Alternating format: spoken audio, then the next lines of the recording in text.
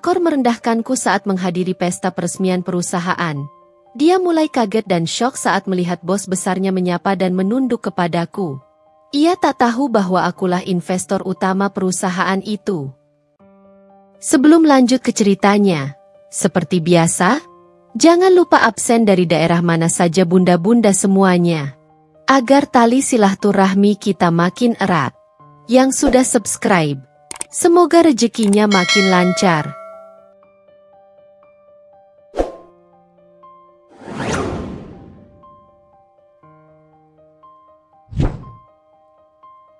Angin malam bulan Mei berembus lembut, menerbangkan ujung gaun biru gelapku. Langit Jakarta di atas sana bertabur bintang.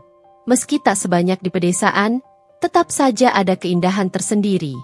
Dari balik jendela kaca gedung pencakar langit ini, pemandangan kota yang gemerlap terhampar luas seperti permadani cahaya. Aku, Dewi, berdiri di sana, menyeruput segelas sparkling water, merasakan dinginnya gelas yang membasahi telapak tanganku. Malam ini, seharusnya menjadi puncak kebahagiaan. Peresmian PT Cipta Jaya Abadi, perusahaan yang kutanam benihnya dengan keringat dan air mata, perusahaan yang sebentar lagi akan resmi membuka pintunya bagi dunia. Namun, di balik riuhnya alunan musik klasik dan tawa renyah para tamu undangan, bayangan masa lalu masih membayang. 3 tahun lalu, hidupku porak-poranda. Doni, suamiku, pria yang kupercaya akan menua bersamaku, mengkhianati janji suci kami. Dia memilih Sinta, asistennya yang jauh lebih muda, energik, dan, ya, lebih segar, menurutnya. Kata-kata Doni saat itu masih terngiang, menusuk telingaku seperti pecahan kaca. Kamu terlalu fokus pada anak-anak dan hal-hal sepele, Dewi. Aku butuh seseorang yang bisa mengerti ambisiku, seseorang yang bisa mendampingiku bersosialisasi. Sungguh ironis. Aku, yang justru diam-diam membangun fondasi ambisinya tanpa dia sadari. Aku, yang selama ini mengelola investasi-investasi kecil yang ia anggap sepele, itu, kini berdiri di sini, sebagai arsitek di balik perusahaan yang akan diresmikan malam ini. Dulu, dia selalu meremehkan intuisiku tentang bisnis. Ah, itu cuma iseng-iseng, Dewi. Tidak akan menghasilkan apa-apa, katanya seringkali, sambil tersenyum merendahkan saat aku sibuk di depan laptop setelah anak-anak tidur.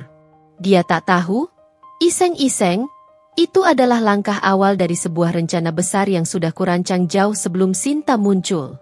Perpisahan kami kala itu memang pahit, namun juga membebaskanku. Setelah perceraian, aku memfokuskan seluruh energiku pada satu tujuan, membuktikan bahwa aku lebih dari sekadar mantan istri yang dibuang. Aku mendirikan holding company, sebuah perusahaan induk yang menjadi payung bagi berbagai investasi. PT Cipta Jaya Abadi ini adalah salah satu proyek mercusuar dari holding company-ku. Aku sengaja memilih Pak Bram, seorang CEO berpengalaman namun kurang berani mengambil risiko besar untuk menjadi CEO perusahaan ini. Dia adalah eksekutor ulung, namun membutuhkan seseorang di belakangnya yang memiliki visi dan keberanian finansial. Seseorang seperti aku.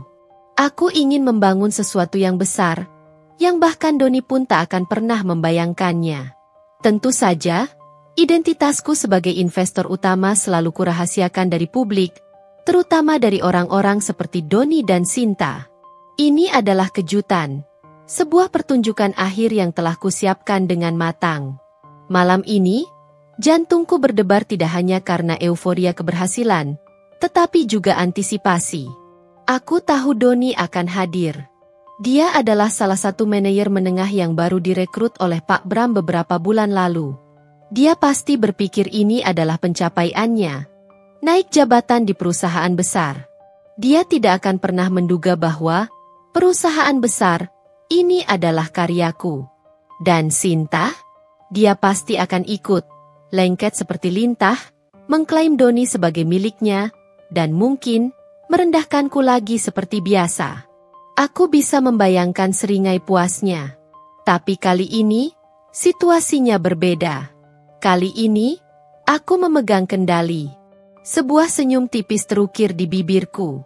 Ini bukan lagi tentang dendam, melainkan tentang pembuktian diri. Pembuktian bahwa seorang wanita yang pernah dianggap remeh dan dibuang, bisa bangkit dan membangun kerajaannya sendiri, jauh lebih megah dari sekalian ambisi picik mantan suaminya. Gemerlap lampu pesta di sekelilingku terasa seperti sorotan panggung, dan aku siap untuk memainkan peran utamaku. Suara ketukan halus di bahuku membuyarkan lamunanku. Aku menoleh, menemukan Pak Bram, sang CEO perusahaan, berdiri di sampingku dengan senyum ramah. Wajahnya yang keriput namun hangat memancarkan kelegaan. Beliau adalah sosok profesional yang luar biasa, seorang teknokrat yang andal dalam operasional, namun terkadang terlalu berhati-hati dalam mengambil risiko. Aku yakin, tanpa doronganku, PT Cipta Jaya Abadi mungkin tidak akan sebesar ini dalam waktu sesingkat itu, bahkan tidak akan berani mengambil langkah berani untuk mengakuisisi lahan strategis yang kini menjadi lokasi kantor pusat ini. Ibu Dewi, senang sekali Anda bisa bergabung dengan kami di sini, ucapnya. Suaranya sedikit meninggi untuk mengatasi riuhnya musik lounge yang mengalun lembut. Para tamu kehormatan sudah mulai memenuhi ruangan utama. Kita harus segera bersiap untuk acara sambutan dan pidato singkat Anda. Aku mengangguk, membalas senyumnya. Tentu, Pak Bram. Saya sudah tidak sabar melihat hasil kerja keras kita malam ini di hadapan para mitra dan investor lain. Ini semua berkat visi dan dukungan tanpa batas Anda, Bu Dewi. Tanpa Anda, saya tidak yakin proyek sebesar ini bisa terlaksana, apalagi dengan kecepatan yang menakjubkan ini. Timpalnya tulus, tatapan matanya menunjukkan rasa hormat yang mendalam. Pak Bram adalah salah satu dari sedikit orang yang mengetahui identitas asliku sebagai pemodal utama di balik PT Cipta Jaya Abadi. Aku memberinya kebebasan penuh dalam pengelolaan harian dan strategi operasional, namun keputusan besar dan arah investasi tetap berada di tanganku. Beliau sangat menghargai privasi dan strategiku untuk tetap berada di balik layar sebagai investor utama, membiarkannya tampil di depan sebagai wajah perusahaan. Ini memberinya kepercayaan diri, dan memberiku kendali penuh tanpa sorotan publik yang tidak kuinginkan, setidaknya untuk saat ini. Kami berjalan perlahan menuju area utama pesta, tempat panggung megah berlatar logo perusahaan yang baru telah disiapkan untuk acara sambutan. Karpet merah beludru terhampar, mengarahkan setiap langkah menuju pusat perhatian. Aroma parfum mahal bercampur dengan wangi hidangan prasmanan kelas atas memenuhi udara. Di tengah keramaian tamu yang didominasi oleh pebisnis, pejabat, dan selebriti lokal, mataku tak sengaja menangkap dua sosok yang sedang asyik tertawa di dekat meja prasmanan sajian canape premium. Seorang pria dengan setelan jas hitam yang tampak sedikit kekecilan, yang ku kenali dengan baik siluetnya, dan wanita bergaun merah menyala yang menarik perhatian karena potongan lehernya yang terlalu rendah. Jantungku berdetak lebih cepat, bukan karena gentar, melainkan karena antisipasi yang sudah lama kutunggu. Doni dan Sinta. Sejenak, terlintas ingatan saat aku dulu sering mendampingi Doni di acara-acara perusahaan yang jauh lebih sederhana, yang tidak pernah semegah ini. Dia akan mengenalkanku sebagai istriku, Dewi. Dengan nada bangga yang samar, namun selalu ada jejak keraguan di matanya, seolah aku tidak cukup layak untuk lingkungan barunya. Sebuah senyum sinis mengukir di bibirku. Betapa jauhnya aku melangkah sejak saat itu. Doni terlihat lebih berisi, rambutnya sedikit menipis di bagian depan, tetapi dia masih memiliki harisma yang menarik perhatian wanita lain. Sinta, di sisi lain, tampak seperti biasa, berusaha keras untuk terlihat glamor namun terkesan berlebihan. Riasannya tebal dengan smokey eyes yang dramatis, perhiasannya berupa kalung dan anting berlian imitasi berkilauan mencolok di bawah lampu sorot.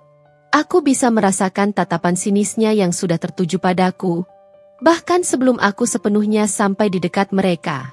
Seolah ada semacam magnet yang menarik kebencian kami untuk saling berhadapan. Wah, lihat siapa ini? Si istri sah yang penampilannya tidak ada menarik-menariknya. Suara Sinta melengking, memotong obrolan kecilku dengan Pak Bram. Nada suaranya penuh ejekan, sengaja diperkeras, menarik perhatian beberapa pasang mata di sekitar kami. Aku bisa merasakan Pak Bram sedikit menegang di sampingku, mungkin terkejut dengan interupsi yang tak sopan itu.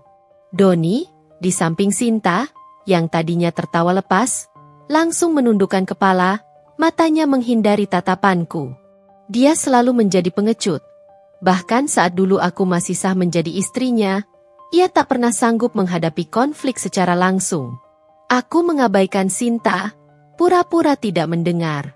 Aku tersenyum tipis pada Pak Bram, seolah insiden barusan hanyalah gangguan kecil yang tak berarti. Pak Bram mengerti, dan kami terus melangkah, seolah wanita itu tak kasat mata. Tapi Sinta tidak akan membiarkan itu. Ia bukan tipe yang mudah menyerah untuk menjadi pusat perhatian, terutama jika ada aku di dekatnya, yang ia anggap sebagai musuh bebuyutan. Kenapa? Iri ya? Dulu saat aku masih jadi ratu di rumah tanggamu, kau tidak punya kesempatan untuk berpesta seperti ini kan? Sinta melangkah maju, kakinya melangkah cepat, menghalangi jalanku dan Pak Bram. Ekspresi wajahnya penuh kemenangan. Senyum sinisnya merekah lebar, matanya memancarkan ejekan terang-terangan. Ia mengedikkan dagunya ke arah Doni. Atau memang kau sengaja datang untuk mencari perhatian? Mau balikan dengan Doni? Maaf, Doni sekarang adalah milikku seutuhnya. Kau hanya masa lalu yang sudah tidak relevan. Napas Pak Bram tertahan sejenak. Aku bisa merasakan pandangan tamu-tamu lain mulai tertuju sepenuhnya pada drama yang baru saja dimulai ini. Namun, aku tetap tenang. Aku menatapnya lurus, dengan tatapan yang tenang namun tajam, penuh keyakinan. Aku tidak akan membiarkannya melihat sedikit pun goresan emosi di wajahku. Ini adalah panggungku, dan aku akan memainkannya dengan sempurna. Suasana di sekitar kami mendadak hening. Atensi para tamu undangan teralih sepenuhnya pada drama tak terduga yang sedang berlangsung di tengah aula. Aku bisa merasakan tatapan penasaran yang menyoroti kami, bahkan beberapa bisikan mulai terdengar, mencoba menangkap setiap kata yang terucap. Doni, yang sejak tadi menunduk dan menghindari kontak mata, kini terlihat semakin salah tingkah. Keringat dingin mulai membasahi pelipisnya, tampak jelas di bawah cahaya lampu kristal. Sementara Sinta, dengan keberanian butanya yang seringkali disalahartikan sebagai kepercayaan diri, masih berdiri tegak di hadapanku, menyunggingkan senyum sombong yang tak pernah luntur. Maaf, ujarku, suaraku tetap tenang dan terkontrol, jauh dari emosi yang sebenarnya bergejolak di dalam diriku. Aku melirik Sinta sekilas, tatapan mataku seolah menembusnya tanpa perlu fokus. Kemudian, aku beralih menatap Doni dengan pandangan datar, seolah dia hanyalah bagian dari dekorasi yang kebetulan berdiri di sana. Apakah saya mengganggu percakapan kalian, Doni? Sepertinya saya salah dengar, atau mungkin ada kesalahpahaman tentang kehadiran saya di sini. Doni mengangkat kepalanya sedikit, tatapannya kosong dan penuh kebingungan. Bibirnya bergerak-gerak, berusaha merangkai kata. Tidak, Dewi. Kami hanya Dia tergagap, mencari kata-kata yang tepat, namun tidak menemukannya.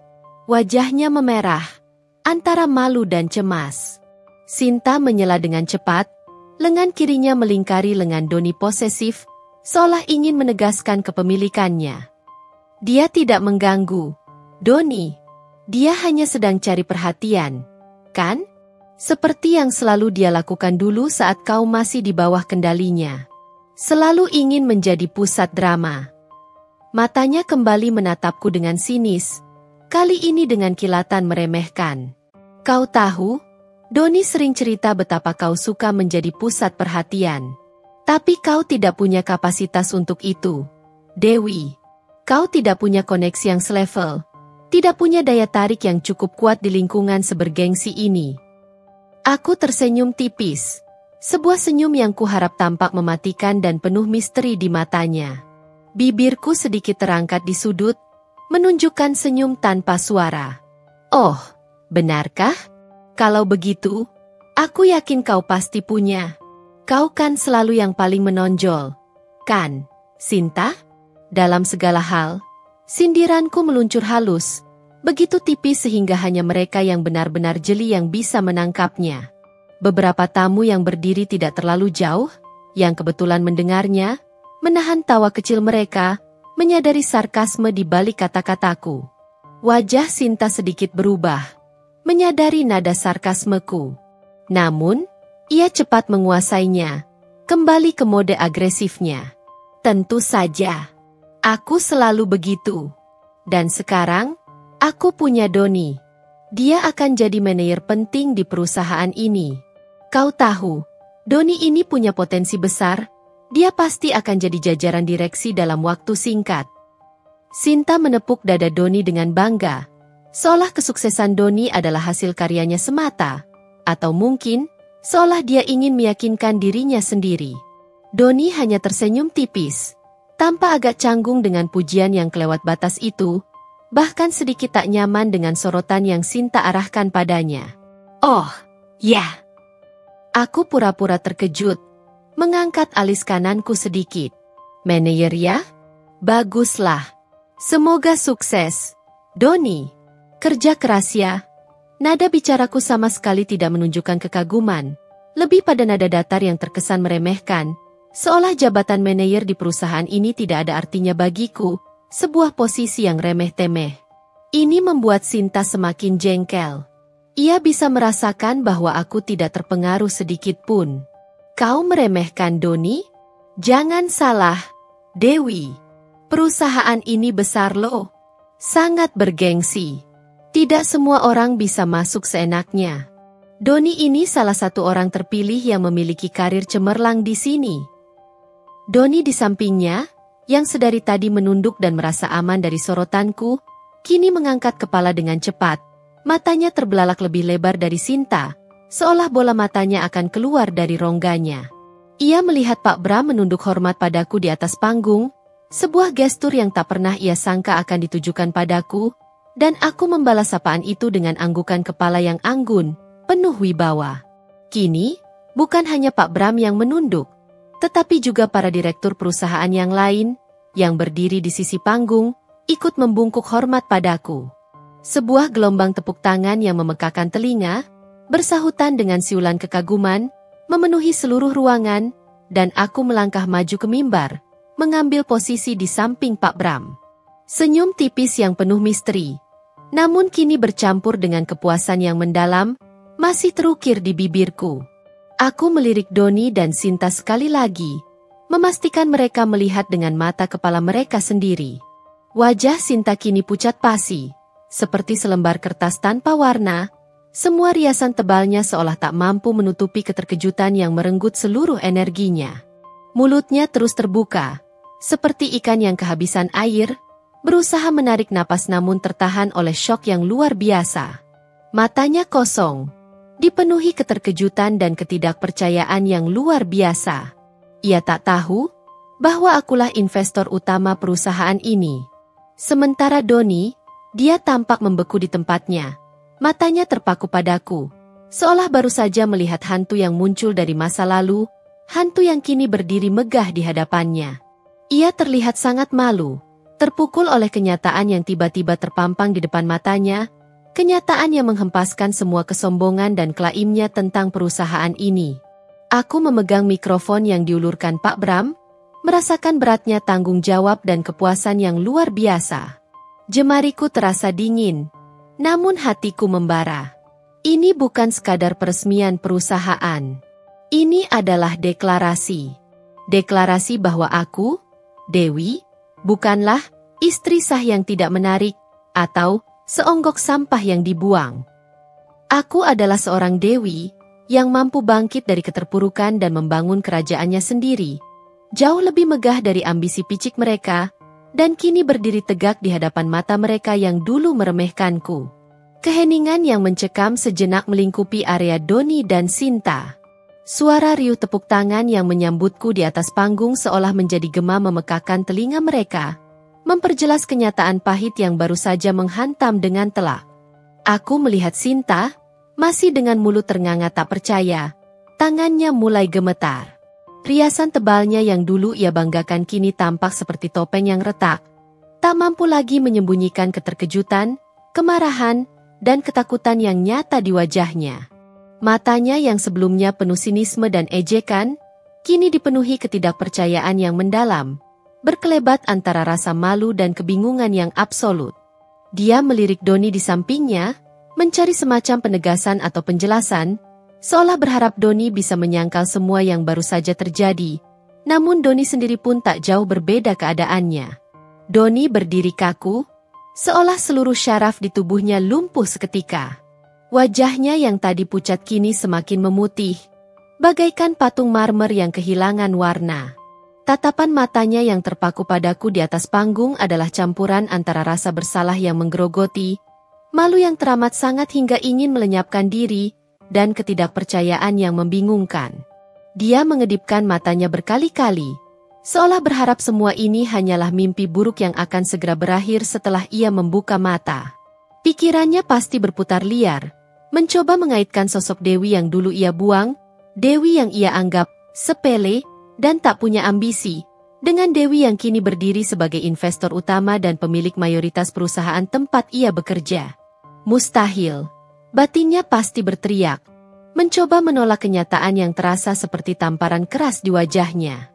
Aku, di atas panggung, dengan tenang meluruskan mikrofon yang baru saja diserahkan Pak Bram.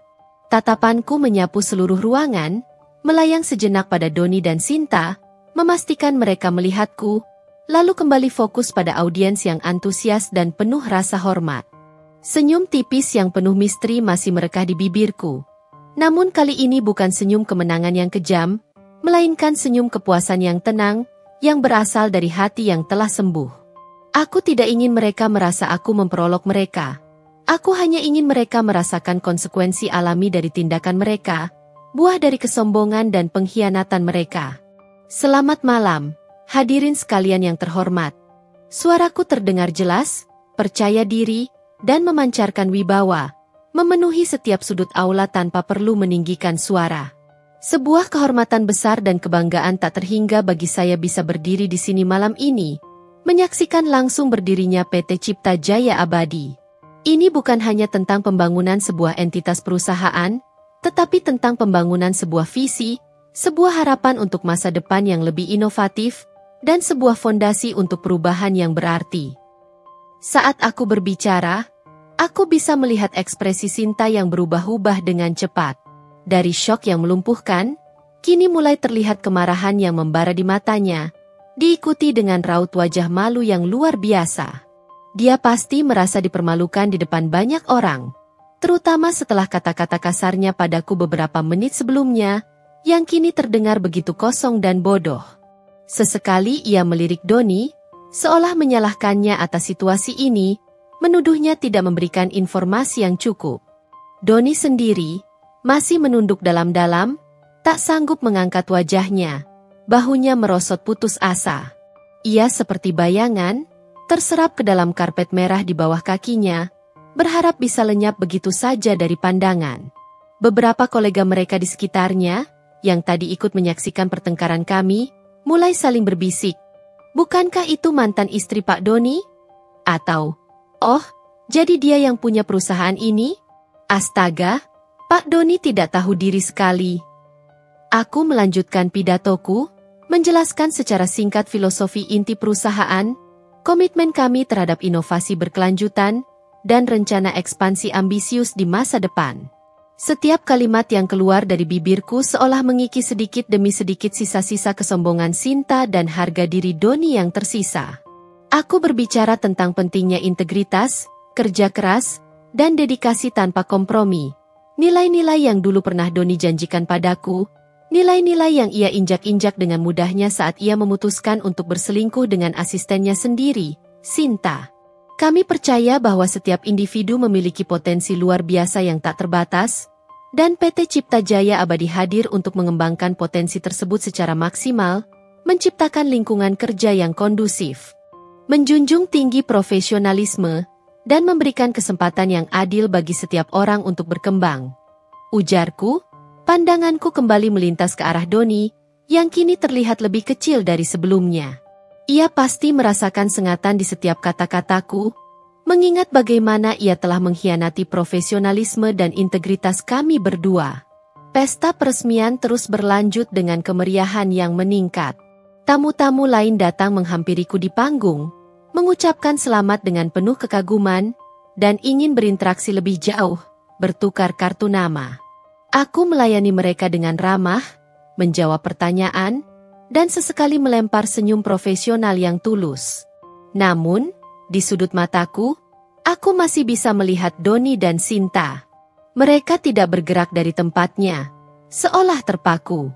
Sinta masih menatapku dengan tatapan murka yang tak berdaya, sementara Doni tampak ingin lenyap ditelan bumi, punggungnya sedikit membungkuk. Mereka berdua terperangkap dalam kebisuan yang mematikan, kebisuan yang jauh lebih memalukan dan menghancurkan daripada teriakan atau pertengkaran apapun. Mereka adalah penonton utama di panggung megah yang telah kubangun, dan mereka tak bisa berbuat apa-apa selain menyaksikan pertunjukanku yang baru saja dimulai. Setelah pidato singkatku usai, suasana di aula kembali hidup, namun dengan nuansa yang berbeda. Kebisuan yang sebelumnya menyelimuti Doni dan Sinta kini seolah menyebar, menjadi bisikan-bisikan samar yang tak henti di antara para tamu. Kepala-kepala menoleh ke arah mereka, mata-mata penuh rasa ingin tahu. Bahkan beberapa di antaranya terang-terangan menunjukkan simpati kepadaku dan rasa jijik kepada pasangan itu. Aku bisa melihat beberapa kolega Doni, yang tadi tertawa akrab dengannya di awal pesta, kini menjaga jarak, membentuk lingkaran menjauh, meliriknya dengan ekspresi canggung dan keengganan untuk mendekat. Sinta, yang awalnya berdiri tegak penuh percaya diri dan membusungkan dada, kini tampak menyusut, bahunya merosot, seolah ingin segera tenggelam ke dalam lantai marmer yang berkilau. Aku turun dari panggung, disambut jabat tangan hangat dan pujian tulus dari para petinggi perusahaan, mitra bisnis lama, hingga investor potensial yang baru ku kenal malam ini. Senyumku tak pernah pudar, melayani setiap sapaan dengan ramah dan profesionalisme yang tak bercela. Aku berbicara tentang peluang kolaborasi, potensi pasar, dan bagaimana PT Cipta Jaya Abadi siap menjadi pemain utama di industri ini.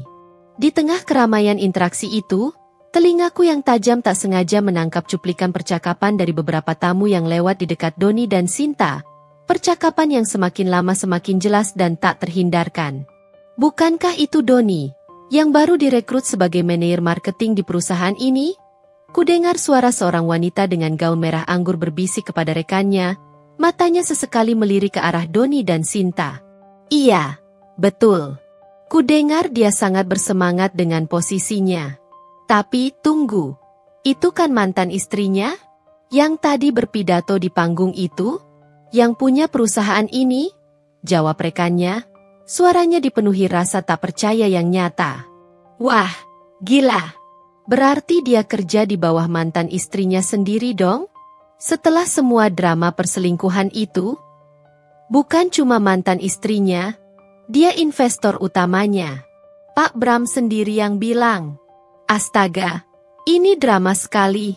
Aku tidak menyangka Dewi sekuat itu. Bisikan-bisikan itu menyebar seperti api di rumput kering, dari satu kelompok ke kelompok lain, merambat cepat melintasi keramaian aula. Aku melihat Sinta menoleh dengan cepat ke arah sumber bisikan itu. Wajahnya semakin memucat hingga nyaris tak berdarah. Dia pasti merasa seluruh tatapan menghakimi dan rasa kasihan tertuju padanya. Seolah semua orang kini tahu detail kebusukan masa lalu mereka. Doni, di sisi lain, masih menunduk dalam-dalam, bahunya merosot, seolah ingin tubuhnya mengecil dan lenyap dari pandangan. Dia terlihat seperti seorang pesakitan yang sedang menjalani hukuman di depan umum, tanpa bisa melarikan diri. Pak Bram, yang berdiri tak jauh dariku, tampak menyadari situasi yang berkembang dan atmosfer yang berubah. Beliau adalah sosok yang sensitif terhadap dinamika sosial di acara-acara seperti ini. Sepertinya kabar sudah menyebar dengan sangat cepat. Bu Dewi, bisiknya pelan, nada suaranya sedikit prihatin namun juga terselip rasa kagum. Mereka pasti tidak menyangka akan hal ini. Aku hanya tersenyum tipis. Pandanganku sekilas melayang ke arah Doni dan Sinta yang kini mulai menjadi pusat perhatian yang tak nyaman. Biarkan saja, Pak Bram. Cepat atau lambat, mereka akan tahu. Lebih baik sekarang daripada nanti. Ini adalah bagian dari proses. Aku memastikan setiap interaksiku di area itu terekspos sepenuhnya, seolah sengaja menunjukkan posisiku. Aku ingin semua orang, termasuk Doni dan Sinta, memahami betul siapa yang memegang kendali. Aku sengaja meluangkan waktu sedikit lebih lama di area dekat mereka, berinteraksi dengan tamu lain, menerima ucapan selamat, dan tertawa ringan.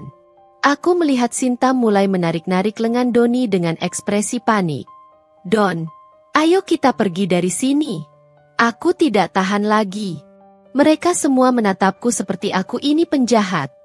Bisiknya dengan suara bergetar, mencoba menarik Doni menjauh. Namun, Doni tampaknya masih terpaku.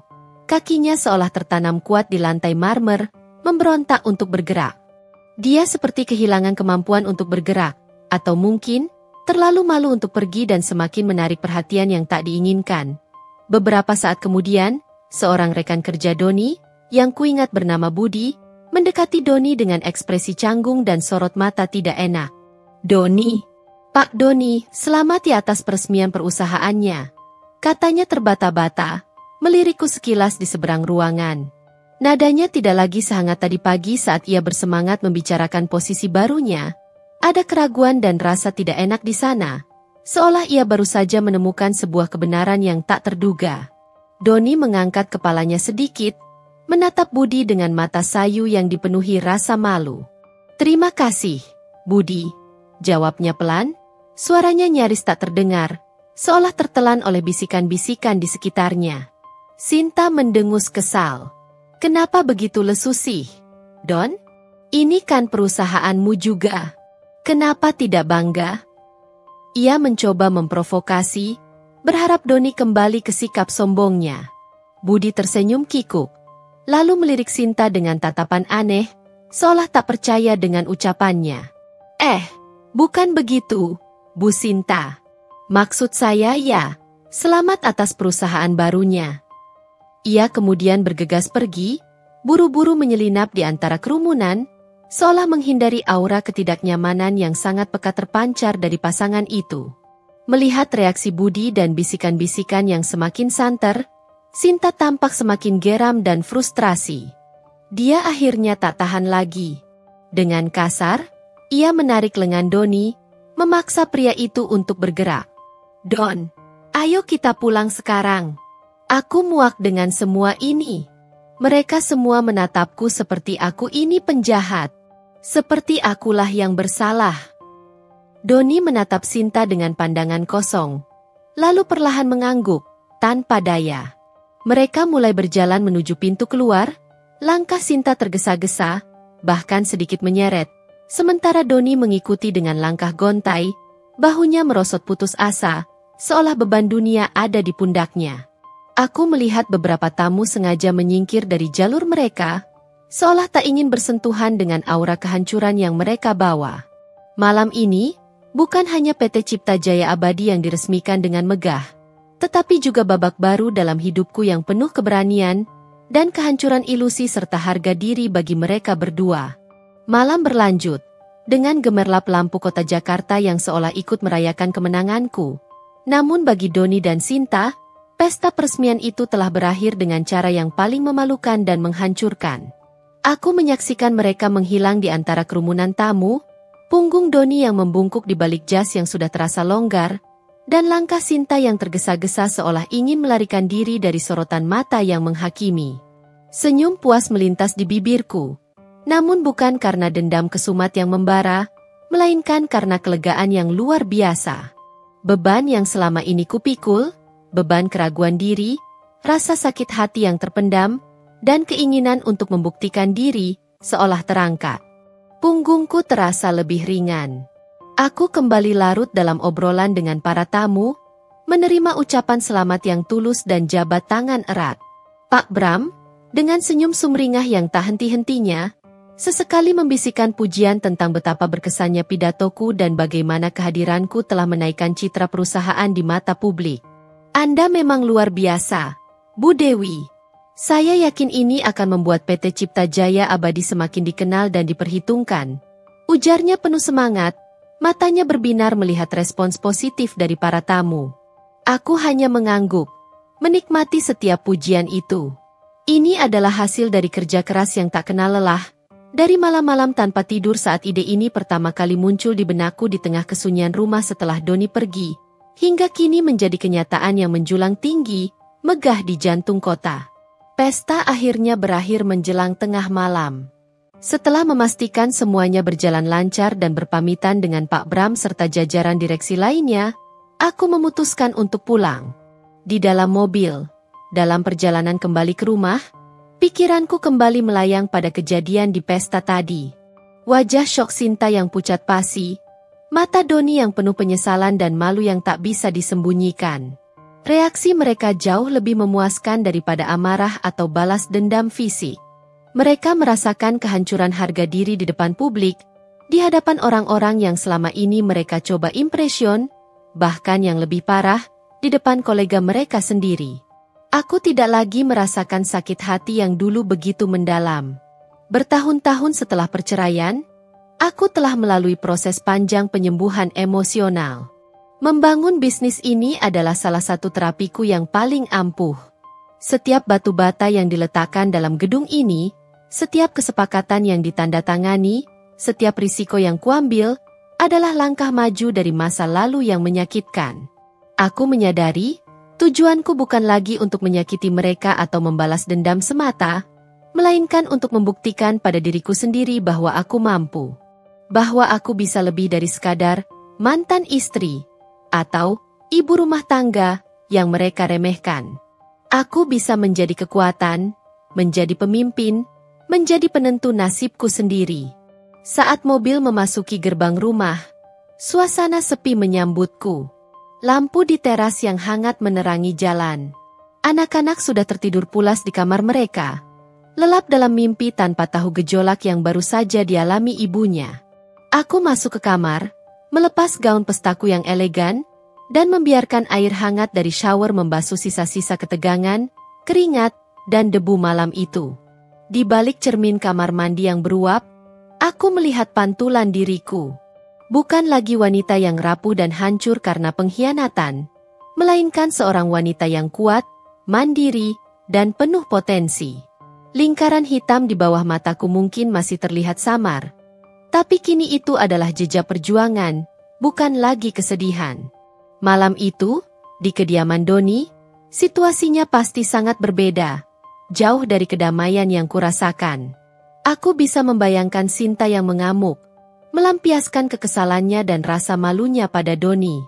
Dia pasti merasa dipermalukan di depan banyak orang, nama baiknya tercoreng, dan segala rencananya untuk menjadi nona bos, atau setidaknya istri bos, di perusahaan Doni telah hancur berkeping-keping.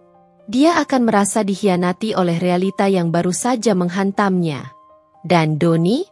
Dia pasti akan melewati malam panjang penuh penyesalan. Penyesalan karena telah membuang berlian demi kerikil. Penyesalan karena meremehkan potensi wanita yang pernah ia nikahi. Dan penyesalan karena kini harus bekerja di bawah kendaliku, menghadapi mantan istrinya sebagai atasan yang tak terduga. Sebuah ironi yang sempurna. Skenario yang tak pernah ia bayangkan. Mungkin, di malam yang sunyi itu, Doni akan bertanya pada dirinya sendiri, apa yang telah kulakukan? Aku tersenyum kecil sekali lagi. Masa lalu memang menyakitkan, tapi ia juga yang membentukku menjadi seperti sekarang. Kuat, tangguh, dan jauh lebih bahagia. Kini, babak baru telah dimulai. Dan aku siap menghadapinya dengan segala tantangan dan kejutan yang mungkin akan datang. Pagi hari setelah pesta peresmian terasa berbeda. Seolah udara pun membawa energi baru yang positif dan penuh harapan. Ada semangat membara yang mengalir dalam diriku, bukan lagi kegelisahan antisipasi yang membebani, melainkan ketenangan seorang pemenang yang telah merencanakan setiap langkah. Aku bangun lebih awal dari biasanya, mempersiapkan sarapan untuk anak-anak dengan senyum yang lebih cerah dan hati yang lapang. Mereka belum tahu detail pekerjaanku yang sebenarnya. Hanya tahu ibunya kini disibukkan oleh sebuah proyek besar yang membuatnya sering pulang larut. Aku ingin menjaga mereka dari hiruk-pikuk duniaku, melindungi kepolosan mereka, setidaknya untuk saat ini. Setelah mengantar anak-anak ke sekolah, aku langsung menuju kantor pusat PT Cipta Jaya Abadi. Gedung itu, yang berdiri kokoh dan menjulang tinggi di pusat kota, tampak lebih megah di bawah siraman sinar matahari pagi yang cerah. Ini bukan sekadar tempatku bekerja. Ini adalah manifestasi fisik dari ketangguhan, visi, dan kerja keras yang telah kubangun dari nol. Di lobi, aku disambut oleh para staf keamanan dan resepsionis dengan senyum ramah dan tatapan penuh hormat. Yang jelas terlihat, kabar tentang identitasku sebagai investor utama pasti sudah menyebar luas di kalangan internal perusahaan, terutama setelah pidato tadi malam yang disaksikan banyak karyawan. Ketika aku melangkah masuk ke lantai eksekutif, yang didesain modern dengan sentuhan minimalis, suasana terasa sedikit berbeda. Ada aura ketegangan yang samar, namun juga profesionalisme yang tinggi yang terasa di setiap sudut. Aku melihat beberapa kepala tertunduk saat aku lewat, dan bisikan-bisikan tertahan mengikuti jejak langkahku. Pak Bram sudah menungguku di ruang rapat utama, yang memiliki dinding kaca menampilkan pemandangan kota. "Selamat pagi, Bu Dewi," sapanya, senyum hangat dan tulus terpancar di wajahnya. "Bagaimana tidur Anda? Pasti nyenyak setelah kesuksesan semalam yang luar biasa itu." Aku tersenyum membalas. "Sangat nyenyak, Pak Bram. Terima kasih. Mari kita mulai. Ada banyak hal yang harus kita kerjakan dan target yang harus kita capai." Rapat pagi itu berjalan efisien dan produktif. Kami membahas strategi pasca peresmian yang lebih mendalam, meninjau target pasar untuk kuartal berikutnya, dan menganalisis kemajuan beberapa proyek penting yang sedang berjalan. Pak Bram dan timnya mempresentasikan laporan dengan cermat, lengkap dengan grafik dan data pendukung, dan aku memberikan masukan serta arahan strategis yang diperlukan. Semuanya berjalan lancar, penuh koordinasi, rasa saling percaya, dan fokus pada tujuan bersama. Namun, di tengah pembahasan yang intens tentang proyek ekspansi, pintu ruang rapat terbuka perlahan. Suara engselnya berdecit pelan, memecah konsentrasi. Seorang staf magang yang terlihat gugup dan muda muncul di ambang pintu. Wajahnya sedikit memerah. "Maaf mengganggu, Pak Bram. Ada Pak Doni yang ingin menemui Anda di luar. Katanya ada hal mendesak terkait laporan marketing yang harus segera disampaikan." Aku merasakan pandangan Pak Bram yang melirikku sekilas, seolah meminta persetujuan. Aku hanya mengangguk tipis, gestur yang hampir tak terlihat, namun cukup bagi Pak Bram. "Biarkan dia masuk," kataku dengan nada tenang, tak ada riak di suaraku.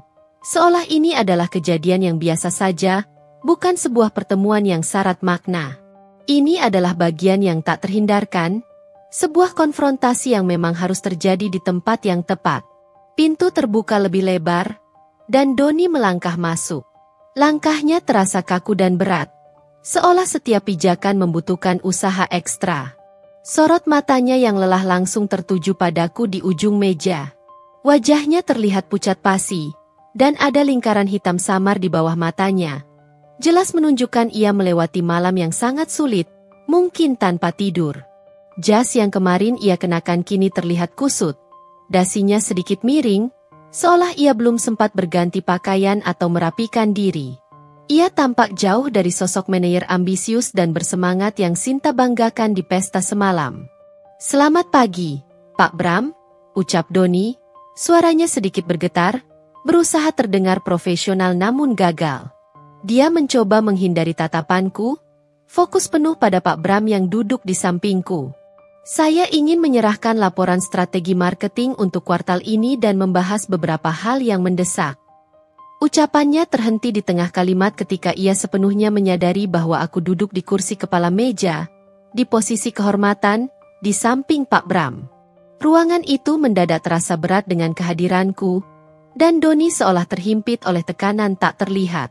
Pak Bram berdeham, senyum tipis tersungging di bibirnya, seolah menikmati situasi ini. "Silakan, Doni. Letakkan saja laporannya di meja," katanya. "Tapi kebetulan sekali, ada Ibu Dewi di sini. Beliau adalah Ibu Dewi Chandrawati, investor utama perusahaan ini. Anda sudah bertemu beliau kemarin malam, bukan? Tepat saat pidato beliau selesai. Ada sedikit penekanan yang sangat jelas pada frasa investor utama dan pidato beliau selesai yang membuat Doni semakin menunduk, bahunya merosot lebih jauh. Doni mengangguk pelan, tanpa mengangkat kepalanya lebih dari sejengkal, seolah takut tatapan kami akan bertemu. Sudah, Pak Bram. Selamat pagi, Bu Dewi, ucapnya. Suaranya nyaris tak terdengar, tenggelam di antara heningnya ruang rapat. Ia tampak sangat tidak nyaman, seperti seseorang yang tertangkap basah melakukan kesalahan besar yang tak termaafkan. Ia pasti merasa terjebak, menyadari bahwa tak ada lagi jalan untuk menghindariku, dan bahwa posisiku di sini jauh melampaui apa yang pernah ia bayangkan. Pertemuan pertama di kantor, di bawah kendaliku, telah tiba, dan ia harus menghadapinya, suka tidak suka. Kehadiran Doni di ruang rapat, dan caranya menyapaku, membuat suasana menjadi lebih tegang. Aku bisa merasakan tatapan para direktur lain yang bergantian antara Doni dan aku, mencoba membaca situasi. Namun, aku tetap menjaga ekspresi datar, tak ingin menunjukkan reaksi berlebihan. Ini adalah profesionalitas, dan aku akan menghadapinya sebagai seorang pebisnis, bukan mantan istri yang terluka. Selamat pagi, Doni. Balasku singkat, suaraku tenang dan terkontrol, nyaris tanpa emosi. Silakan sampaikan laporan Anda. Doni menghela napas pelan, berusaha mengumpulkan keberanian. Dia mulai mempresentasikan laporan strategi pemasaran yang telah dia siapkan. Suaranya masih sedikit bergetar di awal, namun perlahan menjadi lebih stabil seiring ia berbicara tentang angka dan proyeksi. Dia menjelaskan rencananya untuk kampanye digital, analisis pasar, dan target audiens. Sebagai seorang manajer marketing, Doni memang punya kapasitas di bidangnya. Itu salah satu hal yang dulu membuatku terkesan. Namun, seiring dia berbicara, aku menemukan beberapa celah dalam strateginya. Ada beberapa asumsi yang terlalu optimis dan kurangnya detail dalam analisis risiko. Setelah dia selesai, ruang rapat kembali hening. Semua mata tertuju padaku, menunggu tanggapanku. Terima kasih atas presentasinya, Doni, kataku, nada bicaraku profesional. Ada beberapa poin yang ingin saya diskusikan lebih lanjut. Aku melirik ke arah Pak Bram, yang mengangguk mempersilakan. Mengenai proyeksi keuntungan di kuartal ketiga, lanjutku, menunjuk salah satu slide di layar presentasi, saya melihat Anda menetapkan target yang cukup tinggi, mencapai 20% peningkatan. Bisakah Anda jelaskan dasar proyeksi ini, mengingat kondisi pasar yang sedang bergejolak dan persaingan yang ketat? Doni tampak terkejut dengan pertanyaanku yang langsung menukik ke inti permasalahan.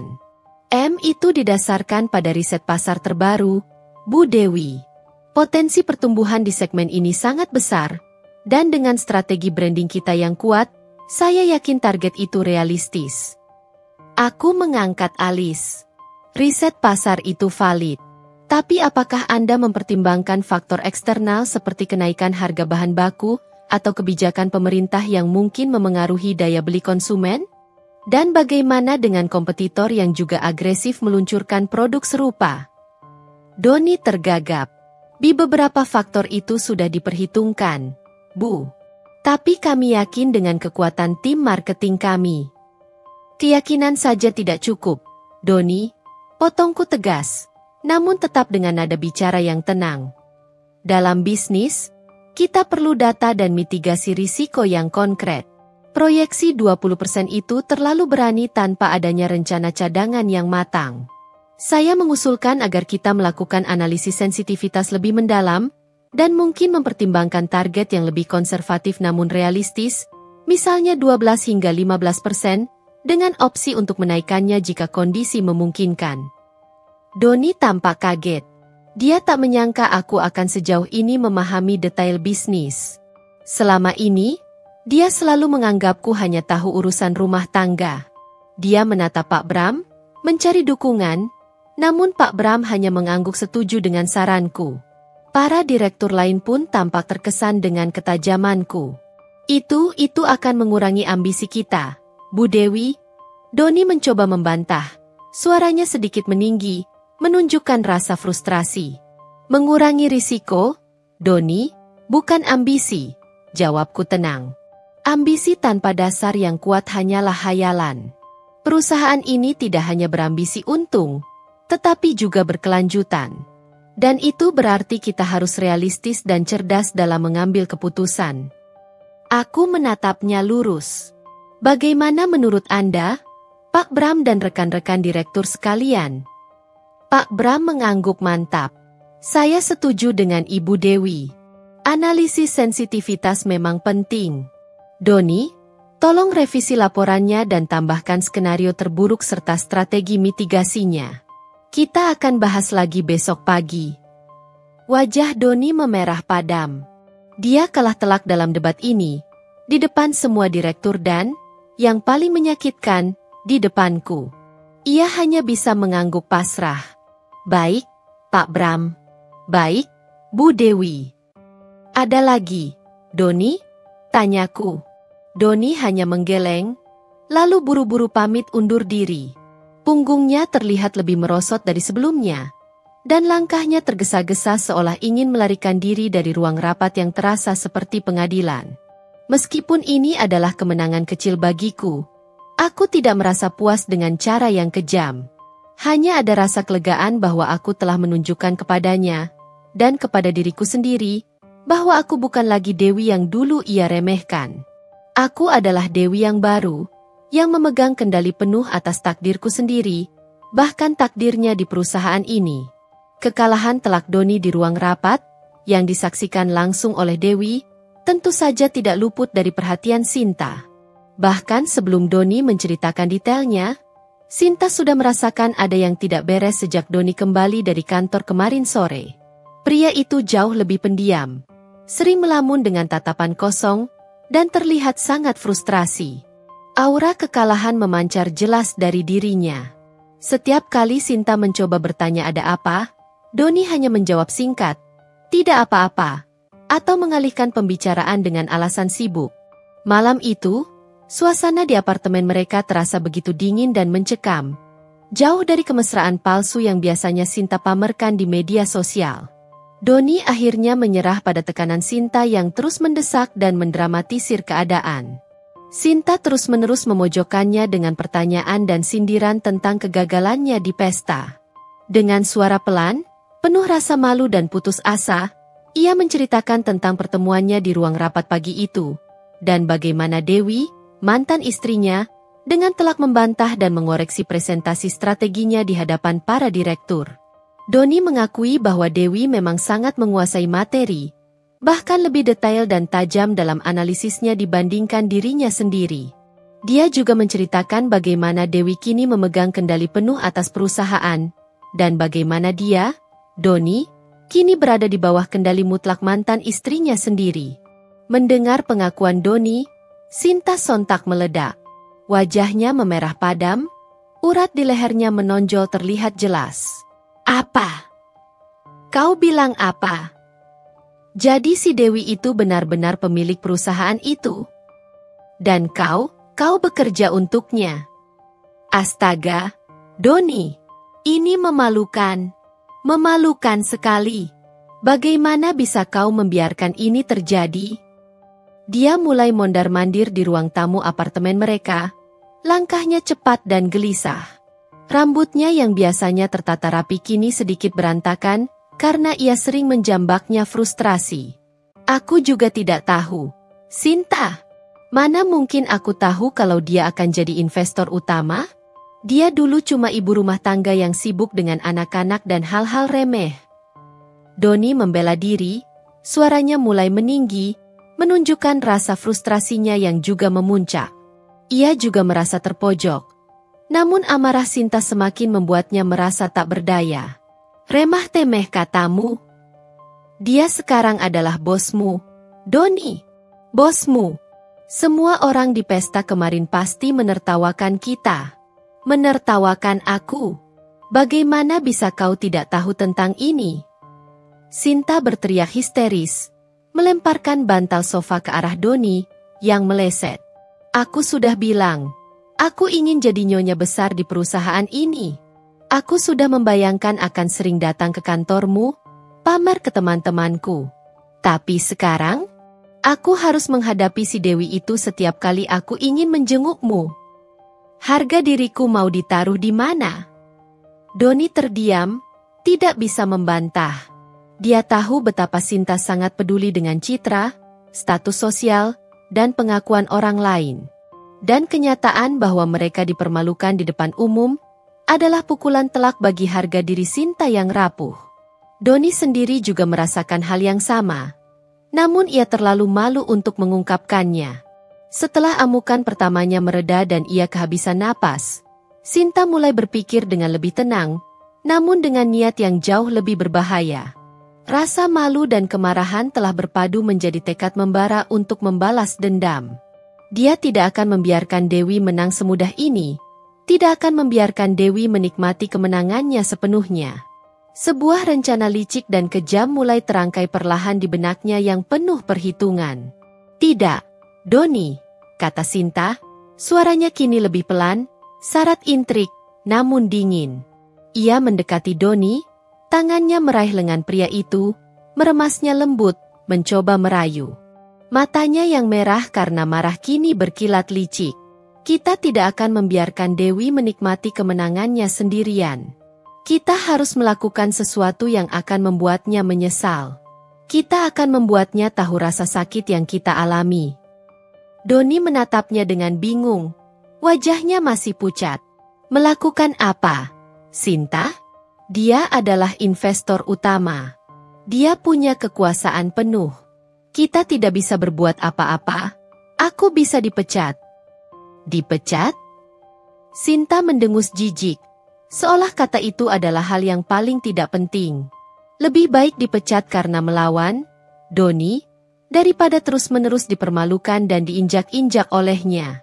Kau pikir aku mau terus menjadi bahan tertawaan? Karena punya pacar yang bekerja di bawah mantan istrinya sendiri, yang dulunya ku bilang, tidak menarik, itu. Aku tidak akan membiarkannya. Kau kenal betul bagaimana seluk-beluk perusahaan ini, kan? Kau pasti tahu kelemahan-kelemahannya. Apa saja yang mungkin kurang beres di dalam sana. Kau pasti bisa menemukan sesuatu yang bisa kita gunakan untuk menyerang Dewi, untuk menjatuhkannya, atau setidaknya membuat reputasinya tercoreng. Ancaman Sinta, ditambah dengan rayuan yang memanipulasi, mulai merasuk ke dalam pikiran Doni yang sudah rapuh karena kekalahan dan rasa malu. Harga dirinya telah hancur. Rasa malu yang mendalam mendorongnya untuk mencari jalan keluar, dan tawaran Sinta, meskipun berbahaya dan jelas-jelas tidak etis, terdengar seperti satu-satunya cara untuk mendapatkan kembali sedikit kendali dan harga diri yang tersisa. Dia mulai memikirkan beberapa rahasia perusahaan, beberapa celah atau informasi internal yang mungkin bisa digunakan untuk tujuan licik Sinta. Sinta tersenyum licik, melihat keraguan di mata Doni berubah menjadi tekad yang gelap. Doni mengangguk perlahan, menyerah pada ide busuk tersebut. Bagus, bisik Sinta, mendekatkan wajahnya ke telinga Doni. Kita akan membuat Dewi menyesal telah mempermalukan kita. Doni, dia tidak tahu siapa yang dia hadapi. Ini baru permulaan dari permainan kita. Beberapa minggu berlalu sejak pesta peresmian PT Cipta Jaya Abadi, dan dengan cepat, rutinitas baru telah terbentuk di kantor pusat yang megah. Aku semakin membenamkan diri dalam pekerjaan, menghadiri rapat-rapat penting dengan para direktur, meninjau laporan keuangan yang tebal, dan mengambil keputusan strategis yang krusial untuk masa depan perusahaan. Pak Bram dan tim direksi lainnya menunjukkan kinerja yang sangat baik, bekerja dengan efisiensi dan dedikasi. Hasilnya pun tak mengecewakan. Perusahaan mulai menunjukkan tanda-tanda pertumbuhan yang pesat, melampaui target awal kami dalam beberapa proyek. Aku merasa puas dengan kemajuan ini, sebuah kepuasan yang datang dari melihat visiku terwujud nyata. Doni, di sisi lain, masih menjadi bagian dari tim. Ia terus bekerja sebagai manajer marketing, Namun sikapnya berubah drastis sejak peristiwa di pesta itu. Ia menjadi jauh lebih pendiam di ruang rapat, jarang berpendapat atau memberikan masukan, dan selalu berusaha menghindari kontak mata denganku. Presentasinya pun kini lebih konservatif, sesuai dengan masukanku di rapat sebelumnya, namun terasa kurang bersemangat dan inovatif. Aku bisa merasakan tatapan matanya yang kadang-kadang melirikku dengan campuran rasa takut, malu, dan mungkin sedikit kebencian yang tersembunyi. Aku mengabaikannya. Selama pekerjaannya tidak terganggu dan targetnya tercapai, aku tidak akan ambil pusing dengan drama pribadinya. Namun, perlahan-lahan, gangguan kecil mulai muncul, seperti riak di permukaan air yang tenang. Awalnya hanya sepele. Beberapa data penting di server perusahaan kadang-kadang sulit diakses, seolah ada gangguan jaringan yang misterius dan tidak terdeteksi. Laporan proyek yang sudah selesai tiba-tiba muncul dengan tanggal revisi yang salah, padahal tidak ada yang merevisi. Atau email penting yang seharusnya sampai ke mitra bisnis, malah terkirim ke spam folder mereka, membuat beberapa klien kebingungan dan proses bisnis sedikit terhambat. Hal-hal kecil yang jika dilihat satu persatu tidak terlalu signifikan. Namun jika terjadi berulang kali dalam frekuensi yang tidak wajar, mulai menimbulkan keresahan dan pertanyaan besar. Tim IT kami, yang dipimpin oleh Bapak Taufik, seorang ahli IT yang sangat kompeten, telah melakukan pemeriksaan menyeluruh. Mereka memeriksa setiap log sistem, menganalisis trafik jaringan, namun tidak menemukan adanya pelanggaran keamanan yang serius dari luar. Mereka menduga itu hanyalah glitch sistem yang acak atau kesalahan manusia yang tidak disengaja. Namun, insting bisnisku, yang selama ini selalu kuandalkan dan jarang meleset, memberiku peringatan. Ini bukan glitch. Ini adalah sabotase yang disengaja dan terorganisir. Polanya terlalu rapi untuk disebut kebetulan semata.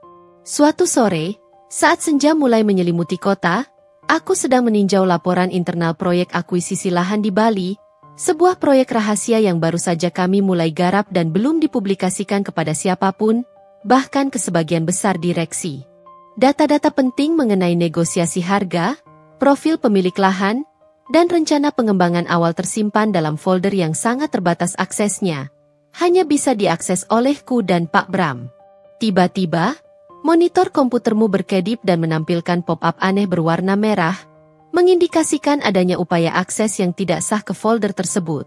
Sistem keamanan tingkat tinggi segera memblokirnya, mengeluarkan peringatan dini, namun notifikasi itu cukup membuatku tegang dan curiga. Aku segera memanggil kepala tim IT, Bapak Taufik, ke ruang kerjaku. Bapak Taufik, saya baru saja menerima notifikasi percobaan akses yang mencurigakan ke folder proyek Bali. Kataku, nada suaraku dingin dan tegas. Tolong periksa ini dengan cermat dan telusuri jejaknya. Saya curiga ada sesuatu yang tidak beres di dalam sistem kita. Sesuatu yang lebih dari sekadar glitch. Bapak Taufik mengangguk serius. Wajahnya menunjukkan konsentrasi penuh. Siap, Bu Dewi. Kami akan segera melakukan audit keamanan total. Saya akan tugaskan tim terbaik untuk menyelidiki ini secara mendalam, melacak setiap jejak digital. Beberapa hari kemudian, Bapak Taufik datang menemuiku lagi, di ruang kerjaku, dengan wajah yang lebih serius dari sebelumnya. Bu Dewi, kami menemukan jejak yang sangat samar, namun signifikan. Katanya, meletakkan beberapa lembar laporan di mejaku. Ada upaya penyusupan ke server internal, dan anehnya, jejaknya mengarah dari dalam jaringan kantor kita, bukan dari luar. Dia menunjukkan beberapa log aktivitas yang mencurigakan, berupa alamat IP internal dan waktu akses yang ganjil. Seseorang dengan privileges yang cukup tinggi mencoba mengakses data-data sensitif, termasuk data keuangan perusahaan yang bersifat rahasia, dan beberapa detail proyek ekspansi kita yang belum dirilis. Untungnya sistem keamanan kita cukup kuat untuk memblokirnya. Tapi ini sangat mengkhawatirkan karena indikasinya jelas, ada orang dalam. Dari dalam, gumamku, mataku menyipit. Pikiranku berputar cepat, menyusun kepingan teka-teki yang mulai terbentuk. Apakah ada indikasi siapa pelakunya? Atau setidaknya departemen mana? Bapak Taufik menggeleng. Jejaknya sangat bersih, Bu. Pelakunya sangat cerdas dalam menyembunyikan identitas dan jejak digital mereka. Tidak ada alamat IP spesifik yang bisa kami lacak secara langsung. Tapi saya bisa pastikan, Bu Dewi, ini bukan glitch atau kesalahan sistem. Ini adalah tindakan sengaja, sebuah sabotase yang terencana. Aku memejamkan mata sejenak, menghela napas perlahan. Seketika, pikiran langsung tertuju pada satu nama. Bukan satu, melainkan dua. Sinta, dengan dendam membara dan ambisinya yang tak terbatas. Dan Doni, yang kini berada di bawah tekanan Sinta, dengan akses internal sebagai manajer. Rasa marahnya yang membara dan ambisinya untuk menjatuhkanku pasti mendorong mereka melakukan ini. Mereka ingin menemukan celah, titik lemah yang bisa mereka gunakan untuk menghancurkan reputasiku atau bahkan perusahaan ini. Ancaman ini tidak terlihat, namun terasa nyata dan berbahaya. Permainan mereka baru saja dimulai, dan aku harus bersiap untuk menghadapinya dengan segala konsekuensi. Aku tidak bisa membiarkan mereka merusak apa yang telah kubangun dengan susah payah. Peringatan dari Bapak Taufik adalah konfirmasi terakhir yang kubutuhkan. Ini bukan lagi sekadar soal sakit hati pribadi yang telah lama terkubur. Ini adalah ancaman serius dan nyata terhadap perusahaan yang telah kubangun dengan segenap jiwa raga.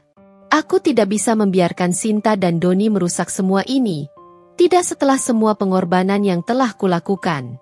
Mereka mungkin berpikir aku hanya seorang wanita yang mudah diremehkan, mudah dihancurkan, tapi mereka salah besar. Aku punya insting yang tajam, koneksi yang kuat, dan yang terpenting, kesabaran tak terbatas untuk menghadapi mereka. Bapak Taufik, kataku, setelah ia selesai menjelaskan laporannya dengan detail. Aku menatap matanya lurus, menunjukkan keseriusanku. Saya ingin Anda memprioritaskan kasus ini di atas segalanya. Pasang jebakan digital. Buat umpan data yang menarik, seolah-olah itu adalah informasi yang sangat rahasia dan bernilai tinggi tentang proyek-proyek masa depan kita. Tapi sebenarnya itu adalah data palsu yang bisa kita pantau pergerakannya. Kita perlu tahu siapa yang mencoba mengaksesnya, dari mana, dan kapan. Bisakah Anda melacaknya hingga ke perangkat yang spesifik, bahkan jika mereka menggunakan proksi atau jaringan tersembunyi? Bapak Taufik mengernyitkan dahi, ekspresinya menunjukkan bahwa ia mengerti kompleksitas tugas ini. Ini akan sangat kompleks, Bu Dewi. Pelakunya sangat hati-hati dan cerdik dalam menyembunyikan jejaknya. Kami butuh waktu dan sumber daya lebih. Saya tahu itu tidak akan mudah, tapi ini sangat penting, ujarku tegas, tanpa keraguan sedikit pun. Saya ingin tahu siapa orang dalam yang bermain api ini, siapa yang berani menusuk dari belakang. Lakukan apapun yang diperlukan, tingkatkan sistem keamanan kita ke level tertinggi, dan pasang honeypot di area-area sensitif yang mereka incar. Jika mereka mencoba masuk lagi, kita akan menangkap mereka basah, dengan bukti yang tak terbantahkan. Aku mendekatkan diri sedikit, merendahkan suaraku. Dan jangan biarkan siapapun tahu tentang ini, termasuk jajaran direksi lain. Ini rahasia antara kita berdua dan tim inti IT Anda. Bapak Taufik mengangguk mantap, menyadari keseriusan dan kerahasiaan situasi ini. Baik, Bu Dewi. Saya akan bergerak cepat dan menyiapkan segalanya. Anda bisa mengandalkan tim kami untuk menjaga keamanan data perusahaan. Aku mulai mengamati Doni dengan lebih cermat di hari-hari berikutnya. Namun secara diam-diam dan sangat hati-hati. Aku tidak ingin dia curiga bahwa aku tahu tentang ulahnya atau bahwa dia sedang diawasi. Dalam setiap rapat, aku tetap bersikap profesional. Sesekali memberikan tugas yang menantang kepadanya, seolah menguji kemampuan dan loyalitasnya. Dia selalu menerima tugas-tugas itu dengan wajah tegang, dan aku bisa melihat betapa sulitnya baginya untuk bekerja di bawah kendaliku, menghadapi mantan istrinya yang kini jauh lebih sukses. Sementara itu, aku juga meminta sekretaris pribadiku, Ibu Rina, untuk mencari tahu lebih banyak tentang aktivitas Doni di luar jam kantor, tanpa membuatnya curiga. Ibu Rina adalah wanita yang cerdas, loyal, dan sangat terpercaya, dengan jaringan informasi yang luas. Aku memintanya untuk mengamati, bukan untuk mengintervensi atau menciptakan skandal, hanya mengumpulkan fakta-fakta yang mungkin relevan. Beberapa hari kemudian, Bapak Taufik kembali menemuiku di ruang kerjaku, dengan wajah serius namun matanya berbinar penuh semangat kemenangan. "Bu Dewi, jebakan kami berhasil menangkap sesuatu," katanya, meletakkan laporan teknis di mejaku. "Ada upaya akses ke honeypot data proyek fiktif yang kita buat, yang berisi informasi yang sangat menggiurkan bagi siapapun yang ingin menjatuhkan kita. Dan kami berhasil melacak jejaknya dengan sangat presisi." "Siapa pelakunya?" tanyaku, jantungku berdebar pelan, meski di dalam hati aku sudah memiliki nama. "Akses itu berasal dari akun email internal yang digunakan oleh Doni Nugraha," kata Bapak Taufik, menunjuk ke sebuah baris di log. "Dan kami melacak koneksi tersebut ke alamat IP yang terdaftar atas nama Sinta Anggraini, mantan asisten Anda, Bu Dewi." Bapak Taufik menampilkan laporan log yang menunjukkan detail akses, waktu spesifik, dan IP address yang akurat. Mereka menggunakan akun Doni untuk masuk ke jaringan internal perusahaan, kemudian mencoba mengakses data dari perangkat yang terhubung ke IP rumah Sinta. Mereka sangat ceroboh. Mereka pikir kami tidak akan bisa melacak. Aku menarik napas panjang. Sebuah senyum tipis, hampir tak terlihat, terukir di bibirku. Bukan kejutan sama sekali. Tapi ini adalah bukti yang kuat, tak terbantahkan. Mereka benar-benar berani bermain api, bahkan dalam area yang sangat vital. Kini aku punya bukti nyata tentang sabotase mereka, sebuah bukti yang bisa mengikat mereka. "Bagus sekali, Bapak Taufik," kataku, nada suaraku dingin namun penuh kepuasan. "Jangan bertindak apa-apa dulu. Terus pantau aktivitas mereka, catat setiap detail, setiap upaya akses. Kumpulkan semua bukti yang Anda bisa, termasuk rekaman log dan timestamps. Saya ingin ini menjadi kasus yang tak terbantahkan, yang tidak bisa mereka sangkal." Jaringku sudah mulai terpasang. Dengan setiap benang yang ditarik semakin mengikat erat.